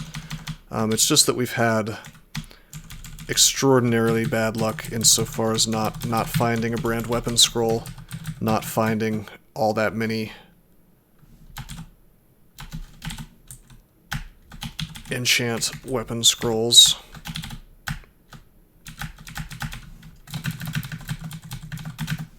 Okay, Stormworm. Sounds good.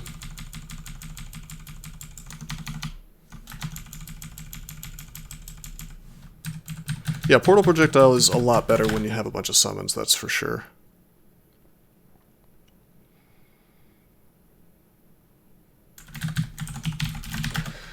So Demon Whip of Distortion and Flaming spawned. Those might be a little better.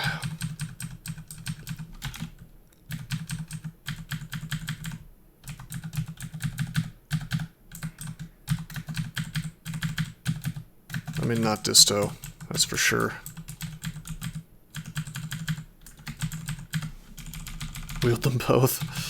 What do you think this is? BCrawl with dual wielding? You didn't want to play anymore because your giant killed everything. Oh, you cheated. Alrighty. How many floors of depths exist in this fork? Okay, so there's still a full 5 floors of depths. I would have cut that down to 3, I think. But I guess you probably didn't want to mess with the experience gain too much.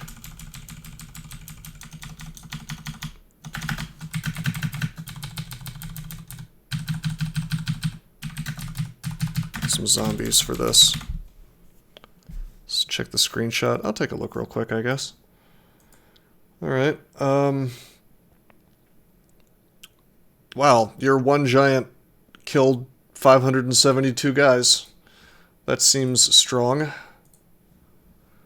Versus 900, I see, so he ran away with some. The giant op. Seems like it.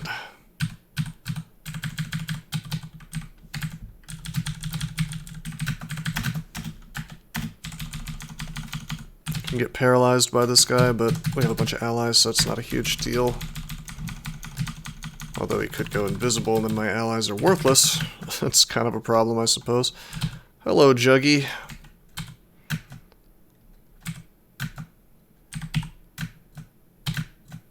Can we kill Juggy on our own, or with a few zombies of help? If I just keep drain lifing, it seems to be working, sort of.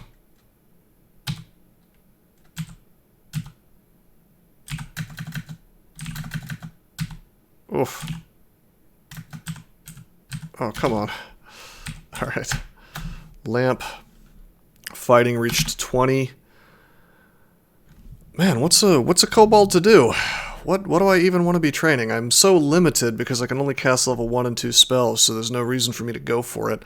I didn't have to train shields. Invocations is kind of a bust at this point in the game. I guess the smartest thing would be to get evocations, but I almost want to... You know, I almost want to take armor and dodging to like 25 just to get the extra defenses. fighting to 25 and just kind of ride it out.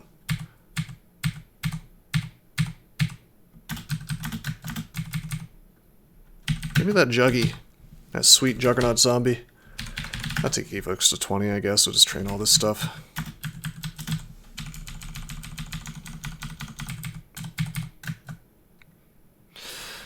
Now hold on. Why is there a killer clown in depths? Okay, they don't have clown pie. They do have silence.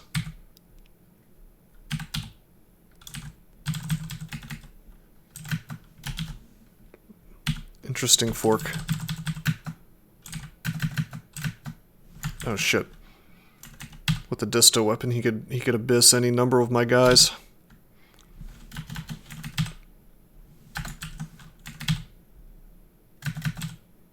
Okay, he's dead. That was interesting.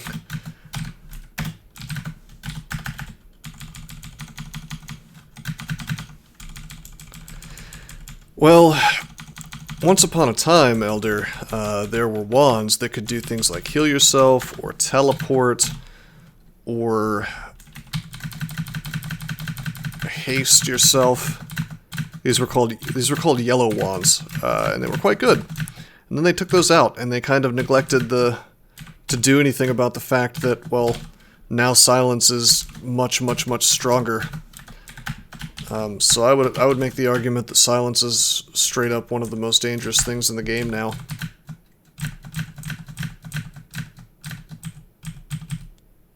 Hey, they killed my Juggy. Where are these Hellbeasts coming from? Hell Knights can summon Hellbeasts sometimes. That's insane. I guess that makes them a really good enslave in this version, though. Can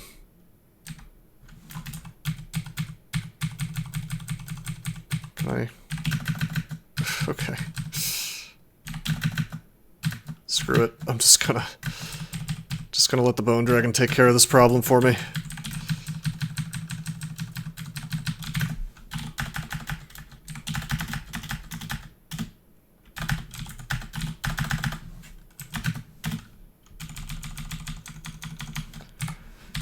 Interesting. I really hope we can get a better weapon soon. Oh my god. That ring. Well, first of all, let's lamp. I have our core, don't do this to me. I think corrosion has been nerfed. I noticed I'm only getting -2 instead of -4 per corrode, which seems like a good change. Alright, look at that ring. Wow. Arpoise, RF+++, Dex +5, and Strength -4, which is rather painful for this character. But it is tempting. I don't know, that would allow me to put on a cloak again. Or maybe a Scarf of Spirit Shield, or maybe Scarf of Repulsion. Interesting. Because that would mean that I wouldn't need the... Well... Actually, I don't know. I wouldn't need the Scarf of Resistance, I guess. Is there any amulets that would be worth such trouble? Reflection, maybe? Kind of. And the plus invisibility is actually quite good if we're going into extended. Losing that 5 EV, though. Actually losing 7 EV because my strength goes down. Damn. Doesn't seem worth it, unfortunately. Elemental resistances are very important.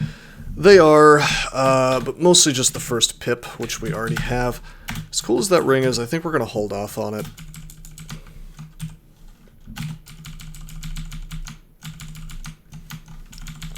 I'd like to finish out depths.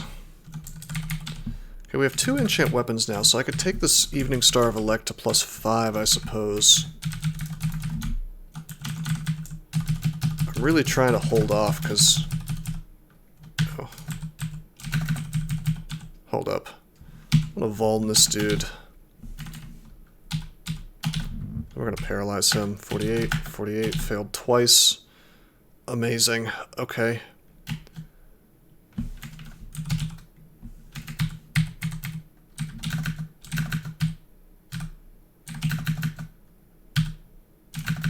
Drain life. Got him. God, that was bad. Let's go up. That whole debacle with the vulnerability scroll. I thought we had more para. You made my chat emote have some swagger. How are you liking the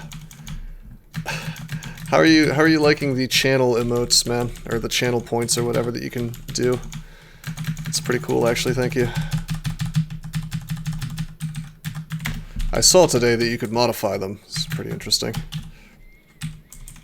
Oh, let's lamp. You can paralyze me, that's fine. Or mark me, apparently. They added a lot of abilities to the Sphinx, wow.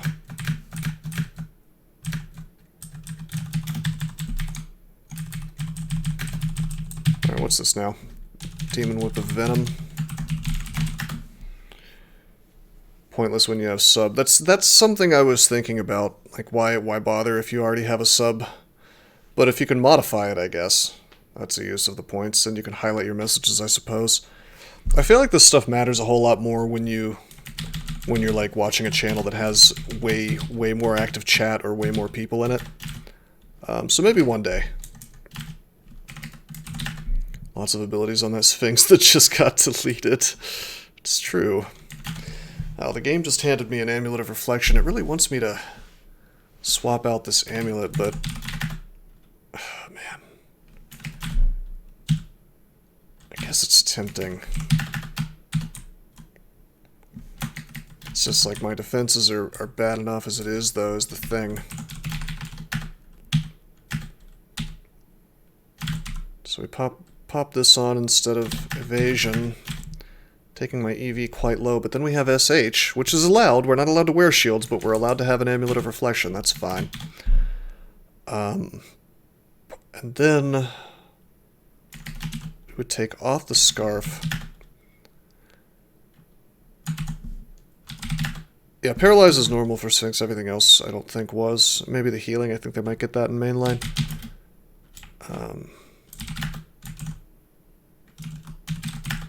Can they not smite anymore?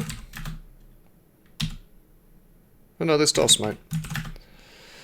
Anyway, Scarf of Armissile. Or Repulsion, if you prefer, could be good here. Kind of makes up for the lack of EV to some degree. Of course, we could just pop on a cloak and get a lot of AC. We already have so much AC, I don't think it matters. Alright, I think we're going to go with this configuration. Seems pretty good.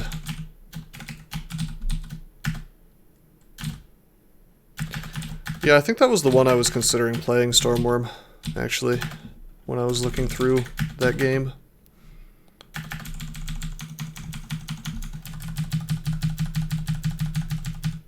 Oh, it's the clown again.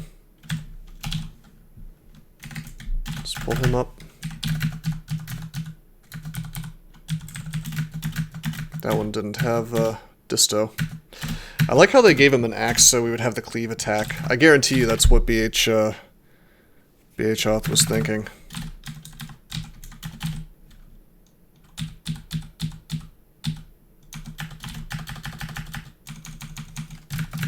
Very powerful underwater nation. How do you attack an underwater nation if you're not underwater?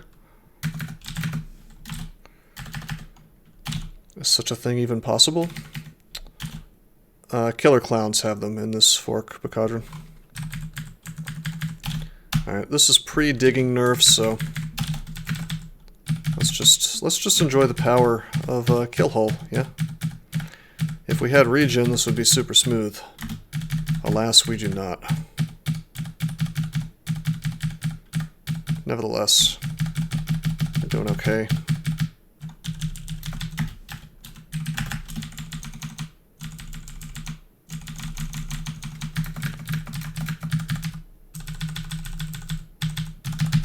So yeah, like I was saying, I'm holding on to these two enchant weapons because I'm just hoping that we find Brand. Whoa! Big fault. Huge damage.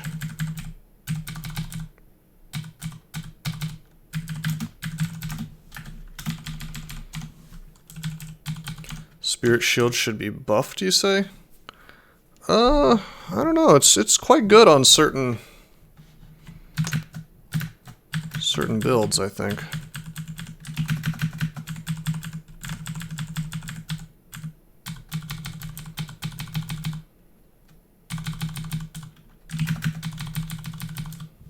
Can we lamp here? Yeah, we can.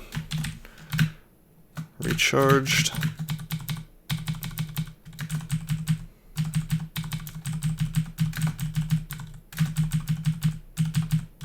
Really quite nice.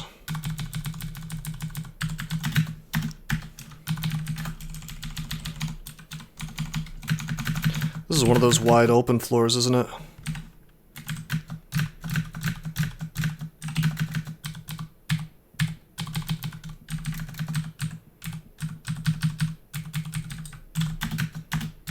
Always fun in the depths.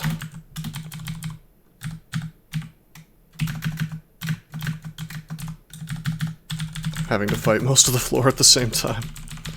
Is it better to get elemental resistance or scold immunity? What does that mean?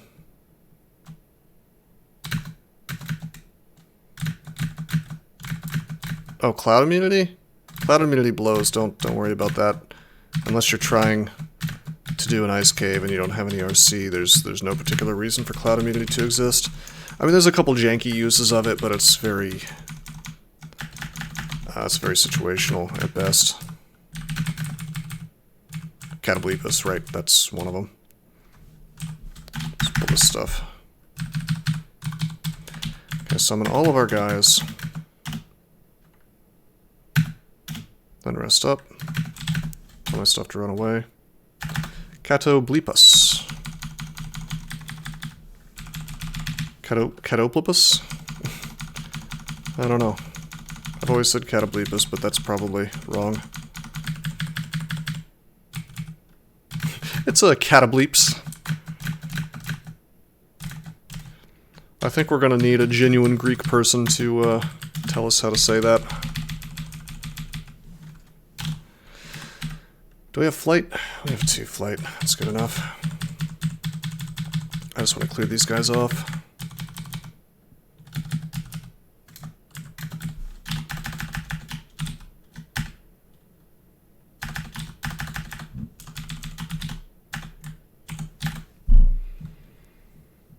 I mean, I guess Elder, but why not just wear a cloak at that point for the AC? If you're gonna do that. 3 scrolls of enchant weapon. I think I'm gonna have to bite the bullet and use these, man. I really hate to have an electric weapon in extended because so many things are resistant to electrocution, but I'm just gonna have to live with it. I was also kind of hoping that like a high enchant demon whip would spawn. Oh, well, no, because you still take the huge damage from Glaciate from Lom LeBron James. Wow, I was in here for like 5 seconds. This is one of those elevator vaults, we should probably go do that.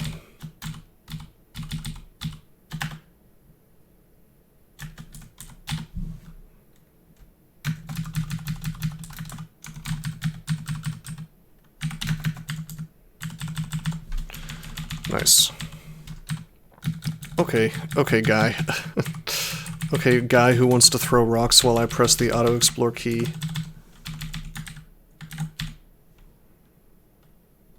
The Ring of Bulish. The Ring of Billie Eilish.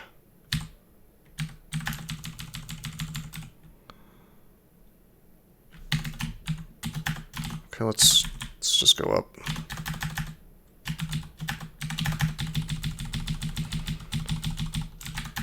Go back down, take a regular staircase. You know what? I'm biting the bullet.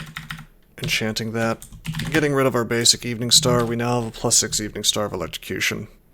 I could live with this. This is fine. Yeah, Auto Explore is really important, I think.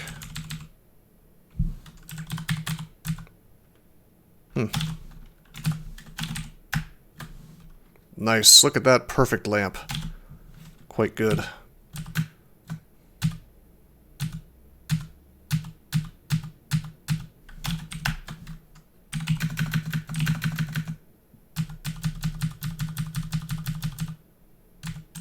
Got him. We also got a juggy skeleton. Or a zombie, I guess. Very strong. I'd like to have as many zombies as possible for the orb run. There's some Iron Dragon scales that dropped. Kinda cool. I mean, we've already got our nice little set of high AC, high encumbrance scales, but...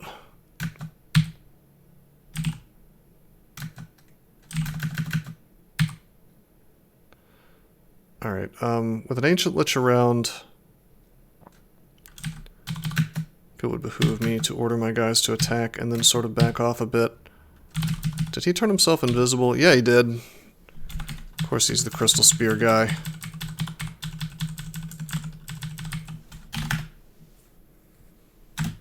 Plutonium crabs, mutate melee, mutagenic cloud. Wow. Oh, I would like that better than haha, you're paralyzed crabs. You know, the Apocalypse crabs, really lame design.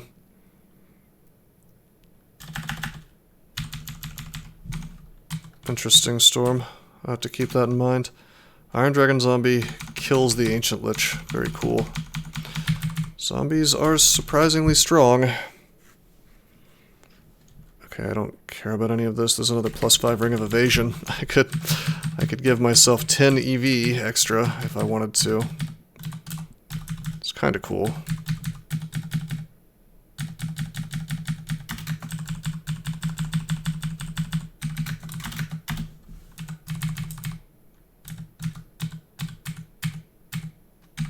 Caustic Strike Zombie, hell yeah.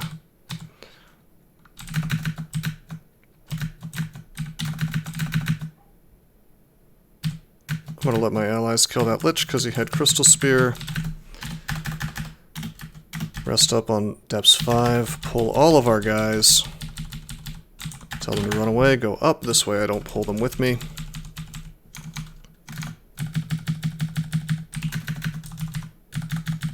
Trying to avoid having them with me. I really enjoy pulling them to me only when I need them. This really improves the amount of experience that I get from as many encounters as possible.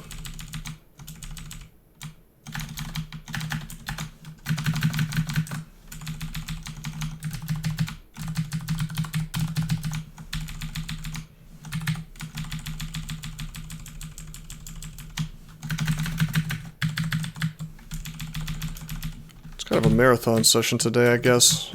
Wasn't planning on streaming for this long, but I figure, why not? Let's just finish it at this point. Because we could get paralyzed, we really... Okay, it's not the paralyzed guy, but it could be Petrify.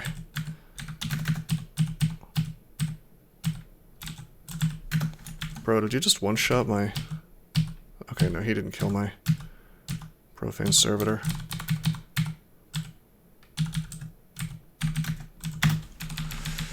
Anyway, okay, that's Depths 4.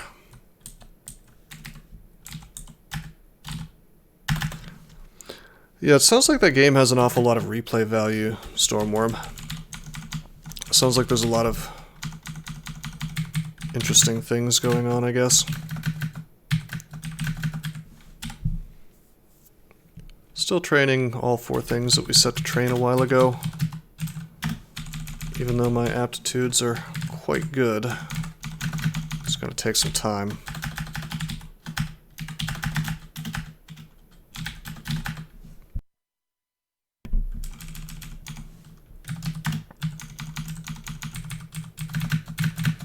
I think the thing that's really throwing me for a loop this game is the lack of any good shields and the high AC, low EV. I typically don't play this way.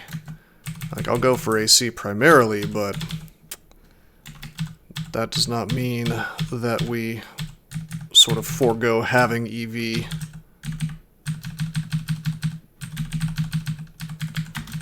Just kind of what we've been bribed into doing today.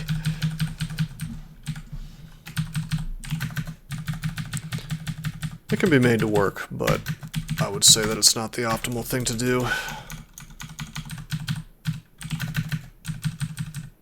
Okay, let's lamp this stuff.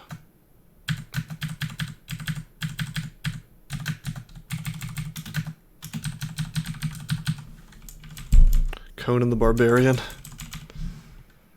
Yeah, the whole age system in Dominions 5 seems interesting to me. The idea that... I guess that you, you know, your nation lives through different ages and it changes everything about them. Like, does that happen during one game, or do you actually just pick an age to play in? Or an era, I guess. Let's get strength. What the hell is this nonsense? The Lords of Pandemonium have recognized you as a threat and redirect portals to contain you. What does that mean? Does that mean if I go into hell I can't leave until I win? Is that how that works, I wonder? Where's Gary Burton when I need him to explain his fork to me? I can't go to Pan? Surely that's not how that works. What do you mean I can't go to Pan? You have to do Pandemonium before level 27? That doesn't make sense. At all? Is that... Why would he do that, I wonder? Why would you try to force people to do Pandemonium before level 27?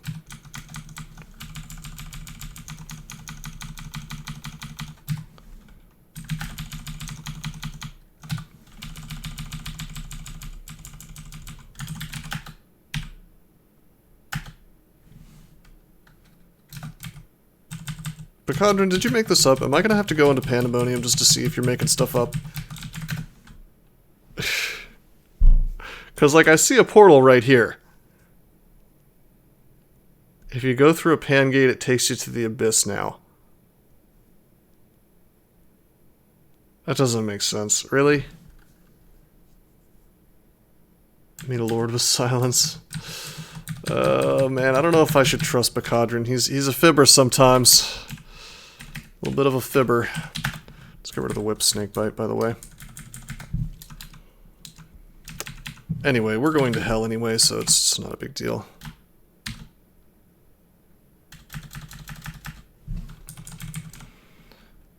Four magic mappings, 4 runes.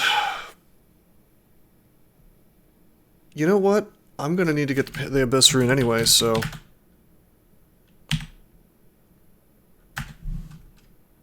I'm gonna go into Pan and we're gonna see if I'm being fibbed too. Portal is diverted to the Abyss. So does this... Well, but hold on. If I leave the Abyss, do I end up in Pan? Is that how that works? Also, why are my scrolls of identify grayed out? Oh yeah, artifacts are auto-ID'd in this game. Alright, well let's drop the Startelli. Anyway, we had to do Abyss anyway, because we need to get 7 runes, so let's just get the Abyssal rune real fast. Get a magic mapping. Can't go to Pan after 27. Has he said what his justification for that is? Is it no longer meant to be extended, but instead like an ultra challenge that you have to do while your character's still relatively weak?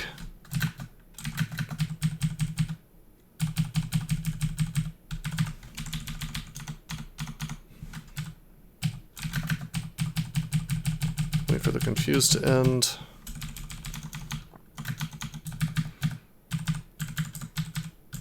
It's actually pretty annoying to see a golden eye in here.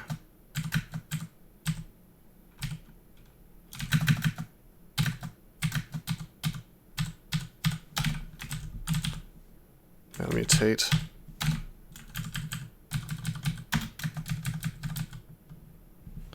Pan can be more dangerous than hell. I agree entirely. Pan actually is more dangerous than hell 9 times out of 10, because with hell you can just leave. Not exactly whenever you want, but often.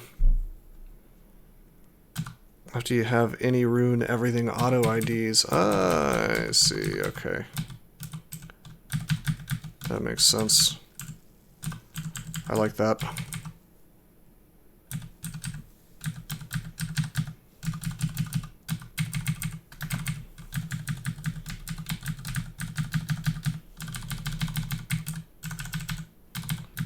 So we need to find ourselves a downstair. Just lost our profane server. Looks like we got him back, though.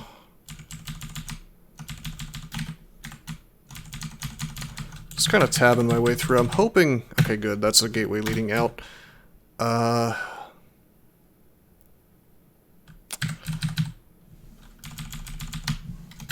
Let's wait until we go down and get the rune.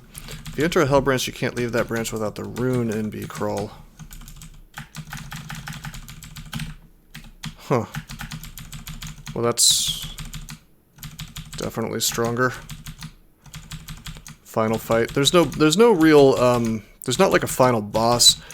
The closest thing to that, I guess, is Zot 5, where the rune is, or where the orb is, rather. And I mean, you have to be careful. It can definitely kill you.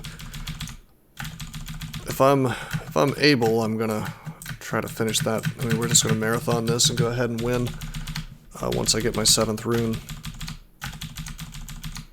So I'll show it off if you like, although I'll probably just sort of juke it to some degree. Dude, we got perma-confused almost. The lack of MR is killing me.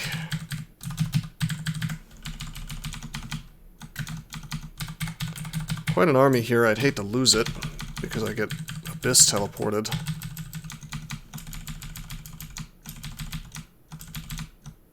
Yep, there's all of my army going away.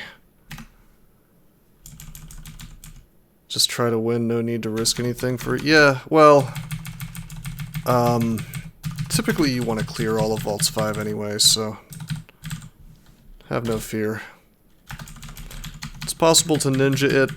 I said I might try to juke it, but it's only because I'm worshipping Red Imnul. I could probably cause enough chaos to just grab the orb and leave, but typically you want to take it slow and steady and clear the whole thing. Whoa. Server is suddenly lagging like crazy. Oh, I guess it was just a momentary thing. So anyway, we need to get to Abyss 3 at a minimum, maybe lower. Because we have a rune to get.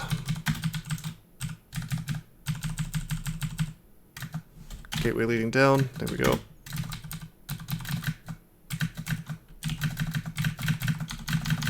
Raiju are living things, which is why I'm able to turn them into hit points by using Drain Life. Now that we're on Abyss 3, we can find the rune. Just a matter of luck at this point, how quickly that happens. Guaranteed on a long enough timeline, I suppose. Alright, Elder, see you around. Thanks for coming to the stream, man.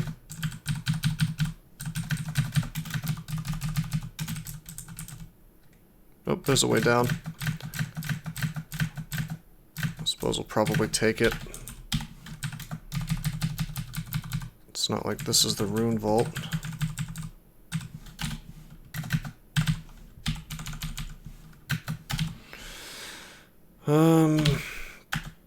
Enslave didn't work. Enslave worked.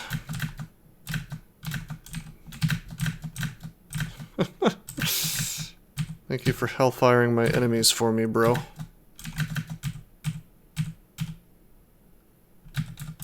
It's kind of cool, actually. Oh, look at all these bone dragons, man.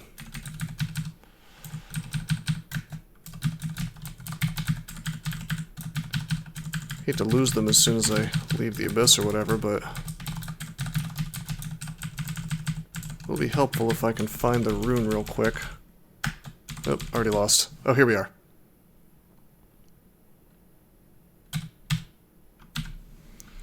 Okay, let's drink a flight. Grab the flight.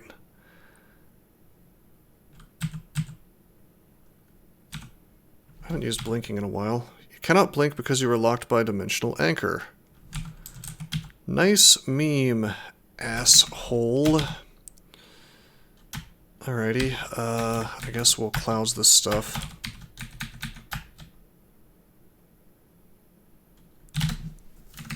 Let me think about this. We've got drain. Yeah, it's a D&D spell, Stormworm.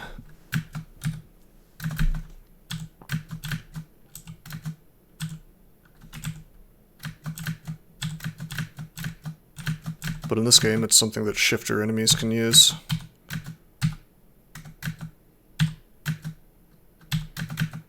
Too badly screw you over.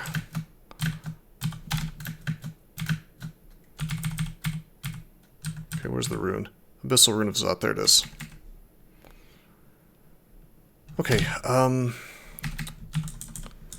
I need this spatial maelstrom to not hit me, because it can teleport me away from the rune. They're resistant to fire and cold. That's obnoxious. This lamp. We got shoved closer to him. Ah! Should I just cancel? Like, cancel off the dimensional anchor?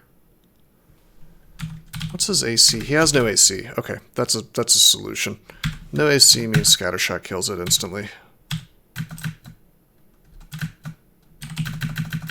Drain life. Grab the rune. Read telly. Except we're still dimensional anchored. Gee, I wonder how long that lasts. Typically, I don't have to worry about this because I have so much MR that just doesn't do anything to me, but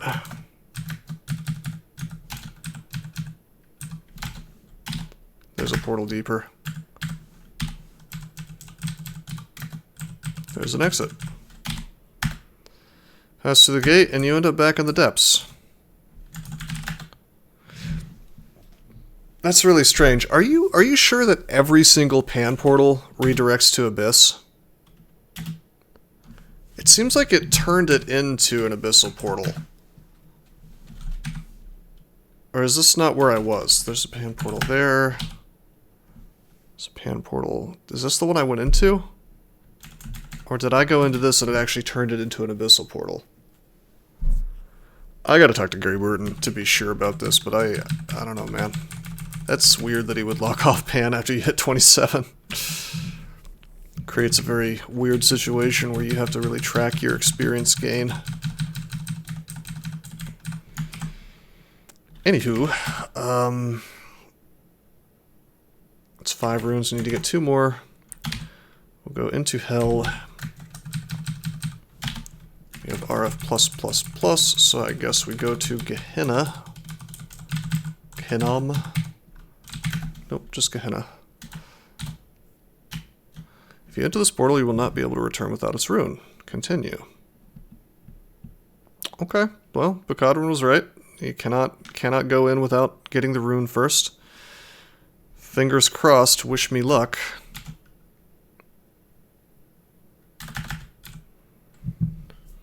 Damn, dude, that means my magic mapping is going to be really important in here.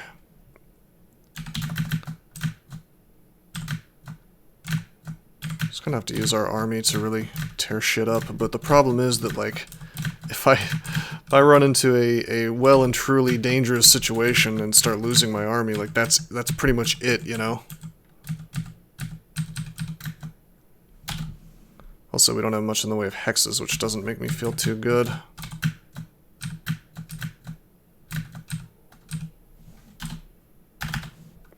Oh, there's only 2 floors. If they die, I'd have to wait until they get more, really. This is the final floor, right? Oh, okay. Well, that's more fair. I was expecting to have to roll through like 7 floors of this crap like in mainline. Instead, we go down and we're straight up at the last floor. But But yeah, I mean, if we kill enough stuff, we'd gain piety, and we would eventually get more allies. Yeah, Stormworm. But you know, in the short term, there'd be quite a problem.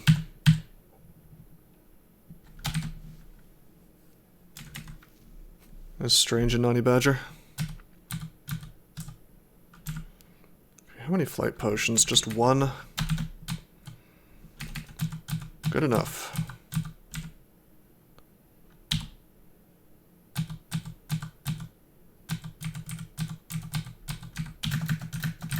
Make a bunch of allies. Oof, big explosion.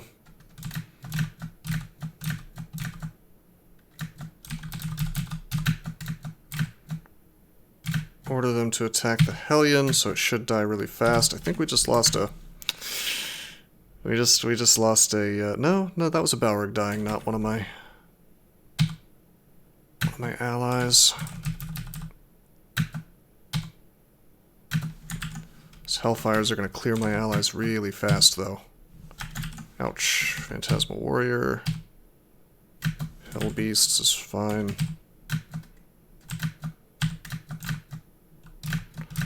We also have to enslave the Hell Lord here, believe it or not.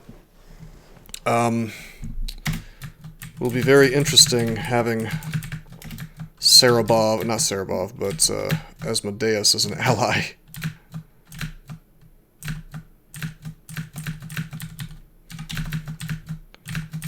I really need to heal up before I fight him, though.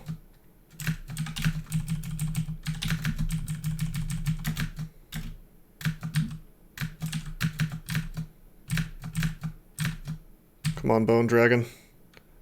Ouch, what was that? Oh, he tormented me. That's fine. Whoa, okay. Okay. Let's, drink a heal wounds. He can't Hellfire me, but, like, a hell effect could just straight up kill me. How did I take damage? Okay, he tormented. Why don't we drink an ambrosia? Seems like I'm not healing that much, it's just a bit strange.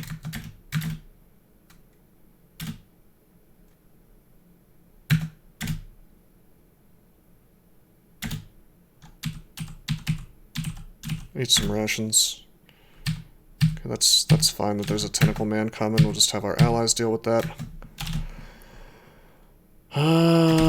You are getting ice blasted, my friend.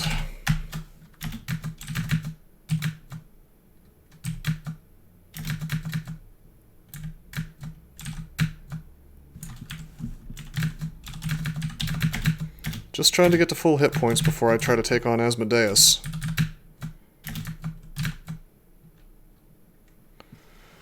Hey, Gary Burton.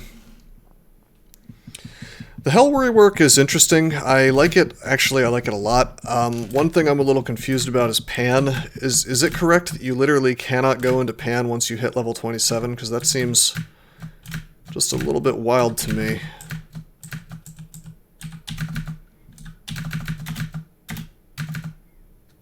Interesting. What's the reasoning behind that? That's Fog. It's Ambrosia. I'm gonna lose a lot of guys here, potentially.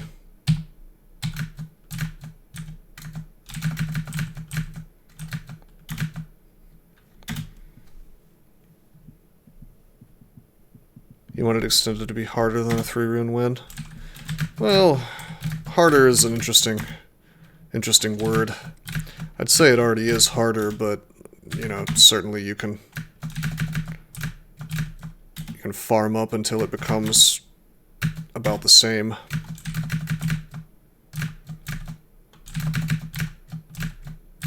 Okay.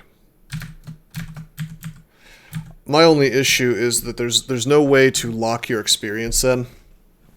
So, other than to switch off with Hepleacana Wrath.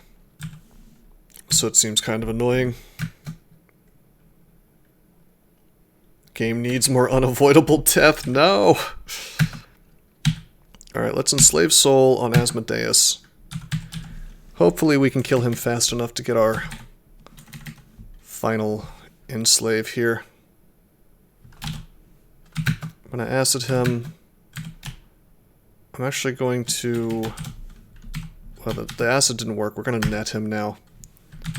He's in the net. He's resistant to electricity, unfortunately. I think I'm actually going to Zerk. Which seems dumb, but... Still possessible. Still possessible. Still possessible. Got him. Asmodeus the Spectre. Hey, Adort, we have to get 7 runes for this challenge. So, 5, 6, 7, 8. So that's the Roman numeral for 9, right? Boom. There's our ninth enslave. So we can stop worrying about that now.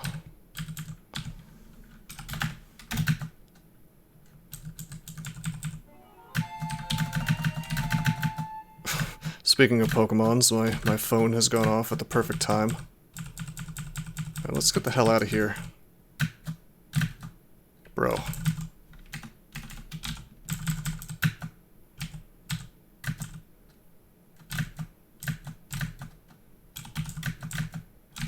Order these guys to attack. Brimstone Fiend cannot Hellfire me. Oh, Jesus. How do I have an allied Ifrit, I wonder? Does one of my allies have Charm or something? That's weird. Did they add that to a vampire, maybe? No. Fire Summon, ah, yeah. Alright, out we go. So there he is, Asmodeus the Spectre.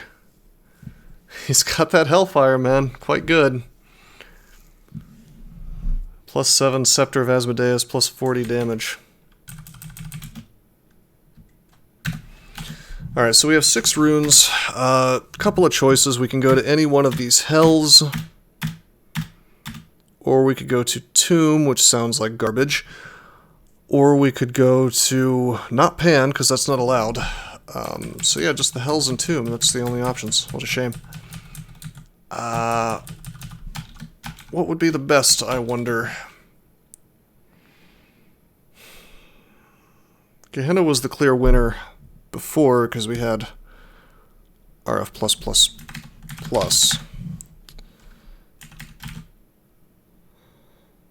But, you know, I wonder, what's, Teus? We don't have to enslave anything else, by the way. Teus is susceptible to fire. Alrighty, alrighty. Here we go. Into Coquetus. This is not as much of a slog as it could be. Because of the fact that it's only 2 floors. We're gonna magic map. Ah, we got the crappy end. This is my least favorite ending. Well, there's only 2 floors in this Forkadort, so super, super, super fast.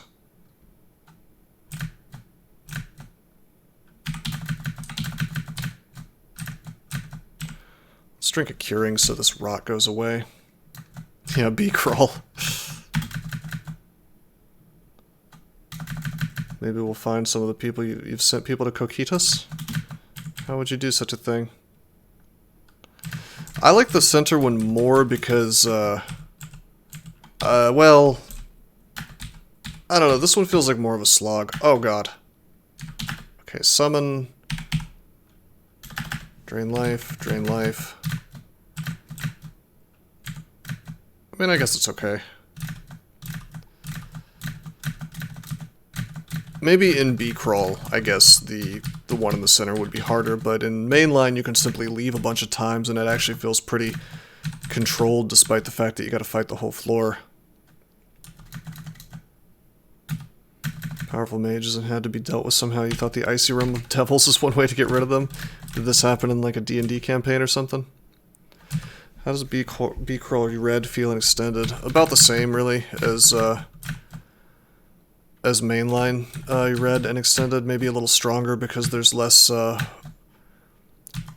time. You spend less time trying to slog it through. Trying to slog through hell, since there's only a couple floors. I like having this friendly brimstone fiend. That's pretty cool. Almost pooped myself a bit. I was like, wow, brimstone, I don't want to fight that in here. Turns out it's my friend.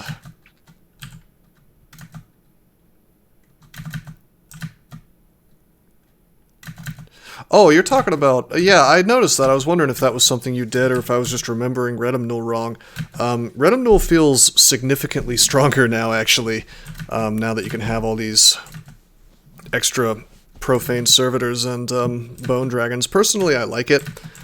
I think that if you're going to be reckless as a red worshipper, you're going to lose them all anyway. So it's kind of nice to reward the careful player. Especially since you're probably not going to have that many by Zot anyway, so you're basically just making it better for extended. So yeah, I like it. Okay, so we've already gotten our 9 enslaves. We do not need to enslave Antaeus. I don't think I would want to anyway. I'm actually very happy with Asmodeus.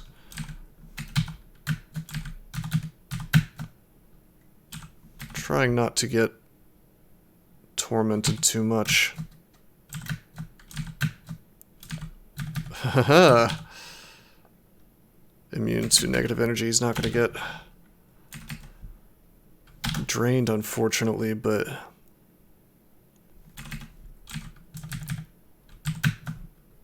what can he really do against all these profane servitors beating his ass?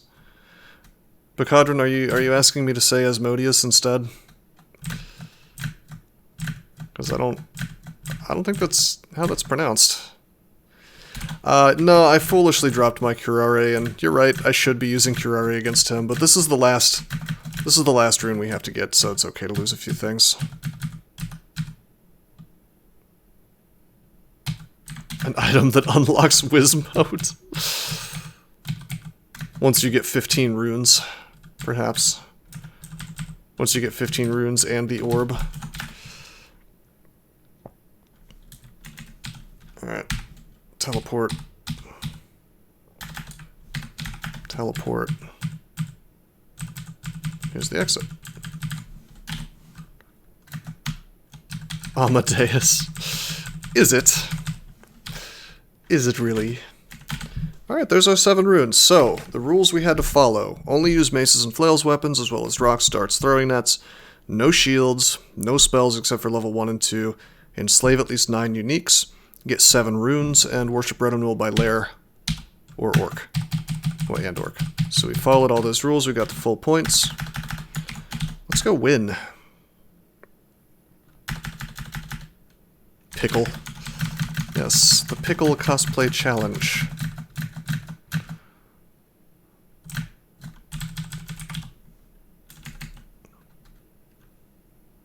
Or marked. That's pretty annoying.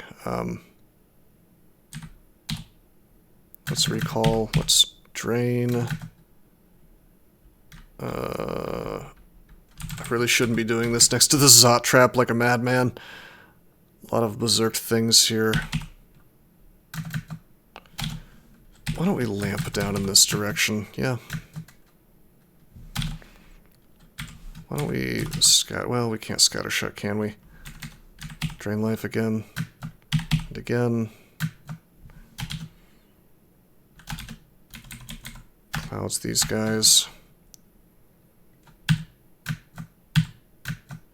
Drain one more time. Did I just lose most of my army with this landing?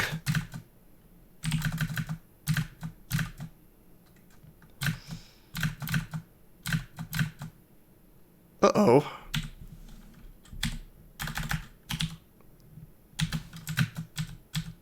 Okay, goodbye, fellas. Wow, we did. We lost most of our army in like 2 seconds. So how does the BCrawl developer drama compare to mainline? Do you think the nerf on drama was too much? Well... Gary Burton here seems to be much more willing to discuss changes with people in a reasonable and, you know, non-dismissive kind of way, which does not mean that he's going to do any change that you ask him to do, which I know from experience, because I want him to take out the staircase teleports and he won't do it. But with that said, yeah, I mean, the mainline developers are essentially narcissistic bullies, and I gotta say it's a nice improvement to be able to speak to somebody who's developing the game who is not quite at that level of asshole. So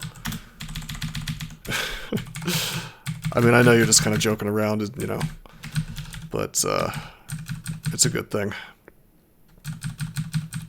I mean, the bar is very low, Gary Burton, if you want to be more personable than the mainline devs. You basically just, like, have to not go out of your way to be a jerk. But with that said, I mean, it's still nice. So I guess that BCrawl doesn't have the change where they took out all the vaults, or they changed all the vaults with deep water pathing and changed it to shallow water. Which is a change I actually liked a lot. We don't have flight on this character, and I don't feel like going and hunting down a ring of flight, so we're just not going to do that vault. Oh, did they manually change the vaults? Is that what happened? Mainline devs hate you. Well, the mainline devs hate an awful lot of people, Bacadron, from what I understand. It's like anybody who doesn't completely and totally play the role of the sycophant. Oh hey, I get to do this vault with a proper number of digging. Seems cool. Just drain these things to death. Ever since they nerfed digging, this vault has felt painful as hell. Min-May. Min-May is basically a dev. What am I looking at here? Demon drawn from Pandemonium to the realm of Zot, and warped by the orb's energy, wielding powerful destructive magic. He's got Orb of Destruction, Energy Bolt, Repel Missiles, and Blink Range.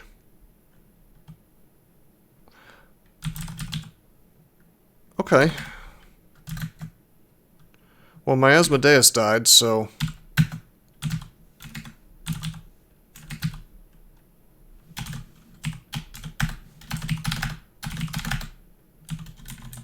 Still possessable, order to attack. Alrighty, a Spectral Orb Demon. So that's a new enemy. Seems cool. Lightning Rods are amazing, Gary Burton.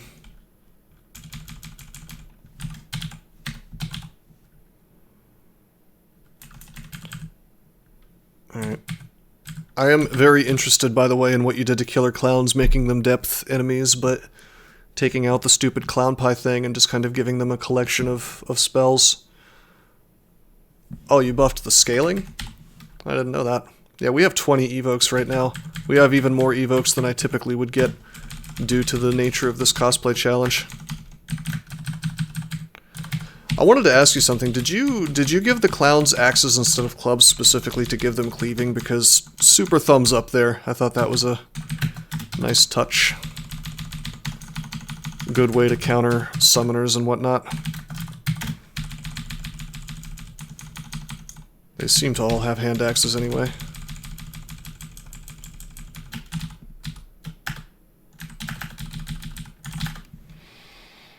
Okay.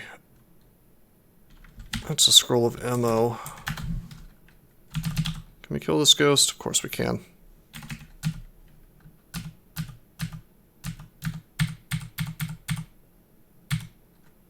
Ah. Alrighty, I'm assuming this thing has our elect. The fact that it didn't die from that, yeah. It's annoying with this Evening Star.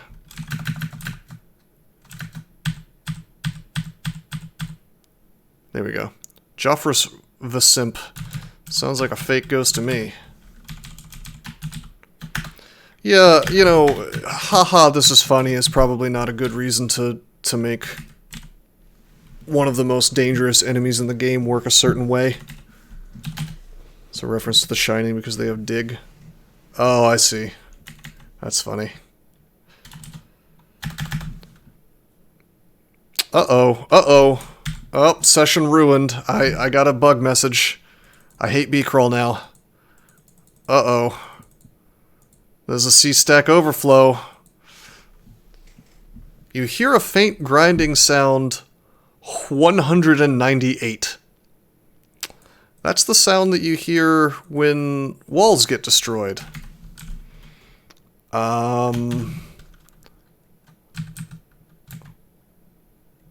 Your spectral orb demon gestures next to your...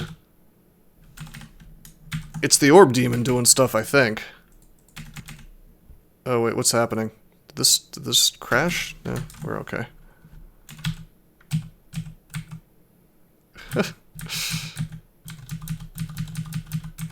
My awesome dig boy here.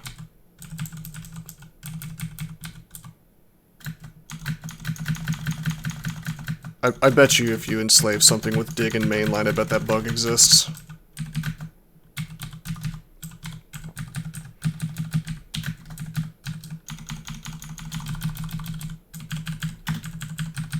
Okay. Let's just dive. Magic map.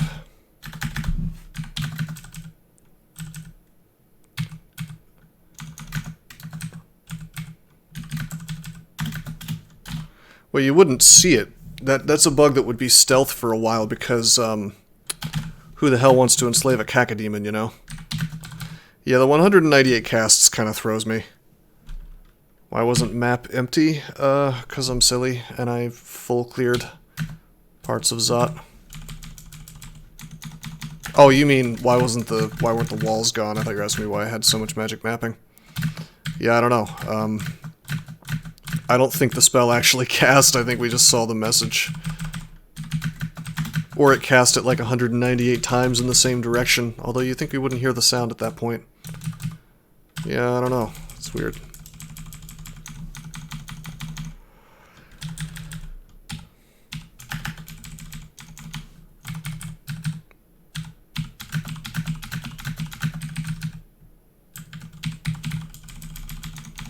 Okay. Orb Guardian time. Let's see what's changed. They have Lightning Bolt, they have Sleep. That's horrifying. Why are you making me play without MR Plus game? And then having me face Orb Guardians with Sleep. I mean, I could be wearing body armor with MR, but I made a promise. I was bribed to wear the Iron Dragon scales, so... We recall... We're gonna, yeah, Beckoning is the other one. They're quite fast. I'm gonna make box. Make another box. Swing. Please don't put me to sleep, bros. Drain life.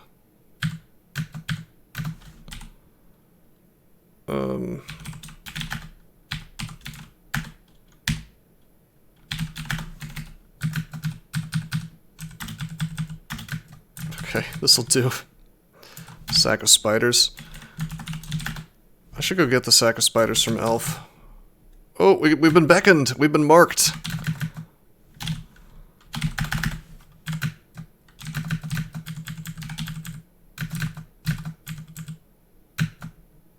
Oh, did we just get put to sleep? Hell yeah, we did.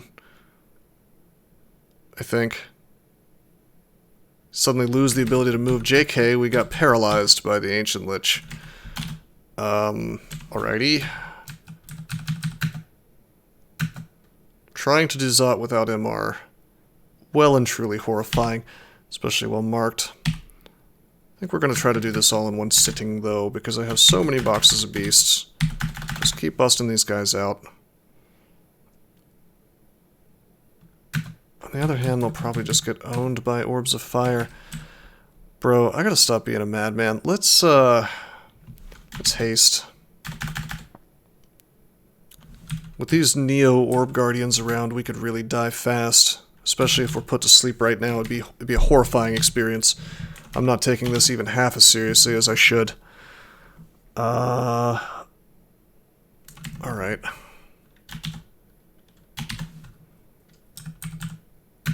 Clouds. Jeez, if I get put to sleep here, I just die, actually.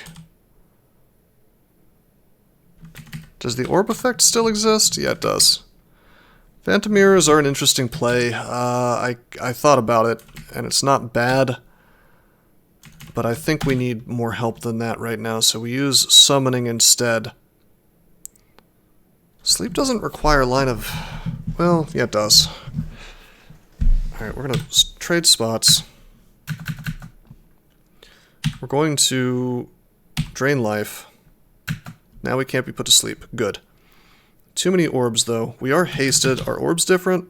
Bolt of fire, fireball, now mutate. Nope. Okay. Okay.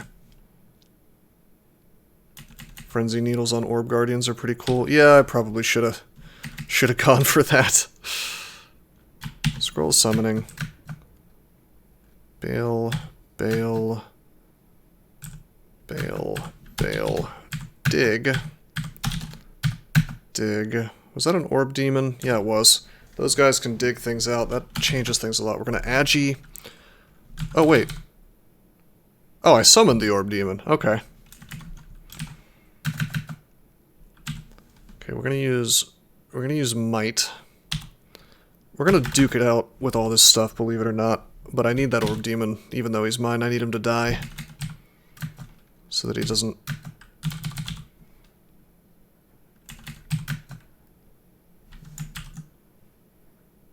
Huh. So that he doesn't dig out my hole here.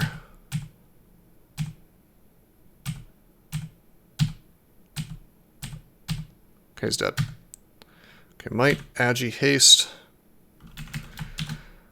Sounds good. I don't really need the Scepter of Asmodeus. I don't know why I'm carrying that, but it doesn't really matter right now. We'll just wait. Swing, swing, whoops.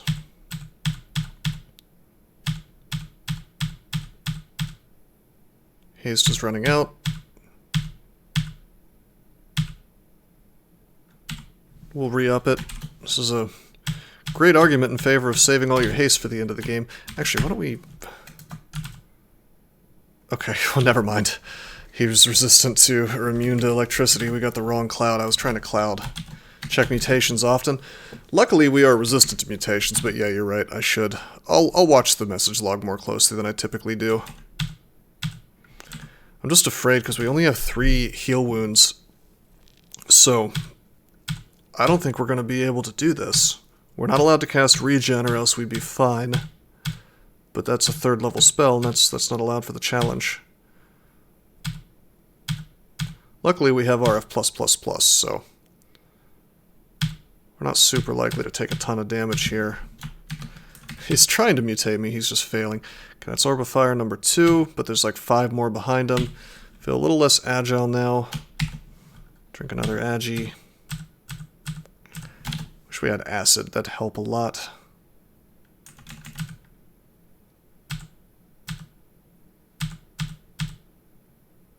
Bolt of Fire is repelled, hell yeah. My choice of using the scarf is now vindicated. It does look scary. Here's your final boss, so to speak, by the way, Stormworm.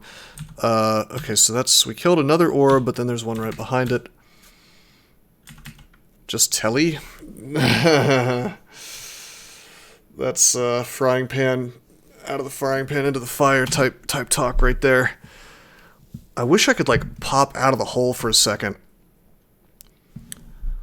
And then drain life to get back all my hit points. Let's try to kill this. We have 3 heal wounds still. Okay, drink might again. It ran out. Got him. Okay, here's the Lich, and he's got Petrify and... oh, he's got Crystal Spear. Shit. Alright, we gotta silence him. That's okay, though, because we have Cancel to turn this off if need be. Dig to the stairs with a flight potion. Yeah, I guess in your fork, flight gives you swiftness, but I've been drinking down flight like a madman, so... Might add you, we're not hasted anymore. Haste again.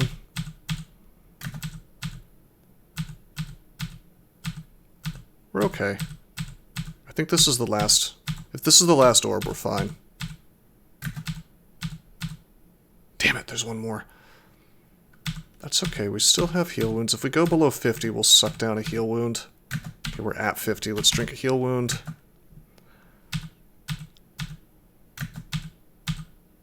This is questionable.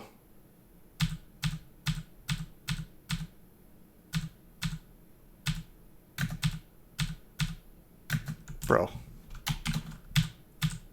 Okay, there we go. Okay, good, good, good, good, good. Now I can get hit points back. I know that might dropped. You know what? I'm going to actually dig out on purpose.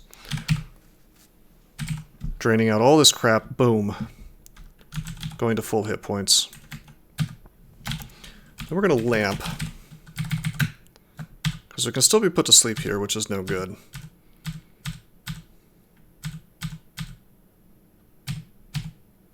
Fall asleep. Drain, drain. Got him.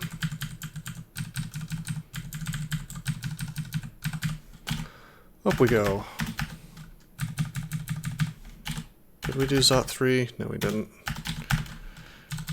I'm tempted to go get a new enslave, because we actually have no allies at all. Except for regular zombies on some floors. I could enslave this clown, I suppose. But why would I want to do that?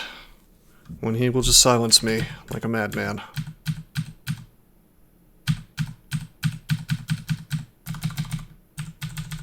Good old ally that silences me.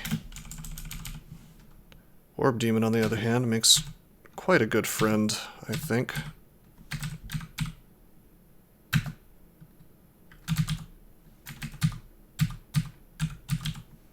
Wish he wasn't resistant to electricity. I'm just gonna scattershot him. Oh, right. Alright. Gary Burton, I beg you. The mainline devs won't fix it because they suck. Please fix the bug where if I scattershot a guy after I enslave him, he goes hostile because some of the scattershots hit the bug, or hit the original monster, and then the rest of them, after killing them, hit the guy that I just enslaved. And so I end up with a hostile spectral guy. And I always forget that this bug exists, but please, please fix it.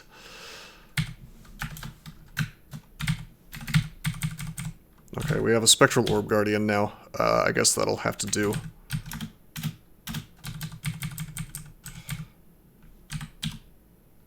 Wait, what happened to him? Something hurls suddenly forward? What? And he just kind of disappeared? What happened here? Lag is happening here. Interesting. He is possessible. He got beckoned by who, though?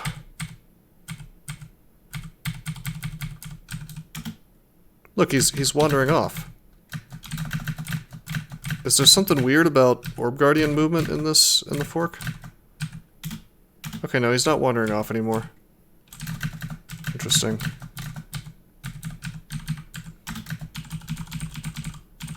Eat all these rations. Alright, dude, let's just leave, man. Let's just get the orb and win this game, man. I'm ready. 2, 3, 4, 5, 6, grab. Let's see if the orb runs any different. So we auto-explore or auto-travel. Hello, Brimstone Fiend. Let's first call our allies.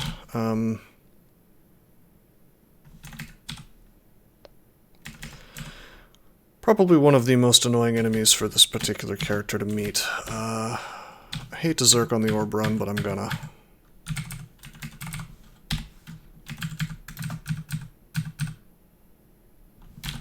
Okay.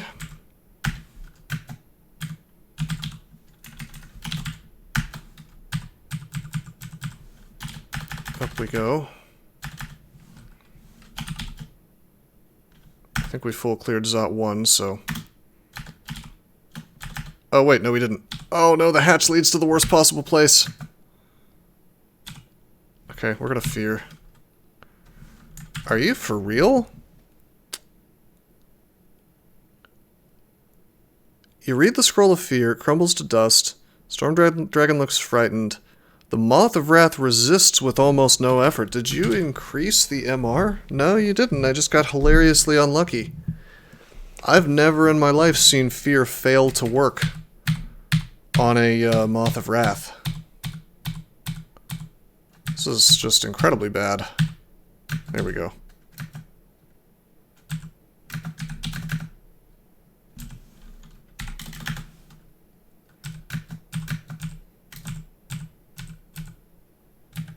Well, thank you, Telly, for being cool, except now we have another Seraph. Alrighty, let's haste to counteract that slow. Let's just, leave. 2 Seraphs, 1 Floors. Interesting. Not something you see every day. Suppose I could have tried to enslave the Seraph. I forget if Holy can be enslaved or not. Be kind of cool.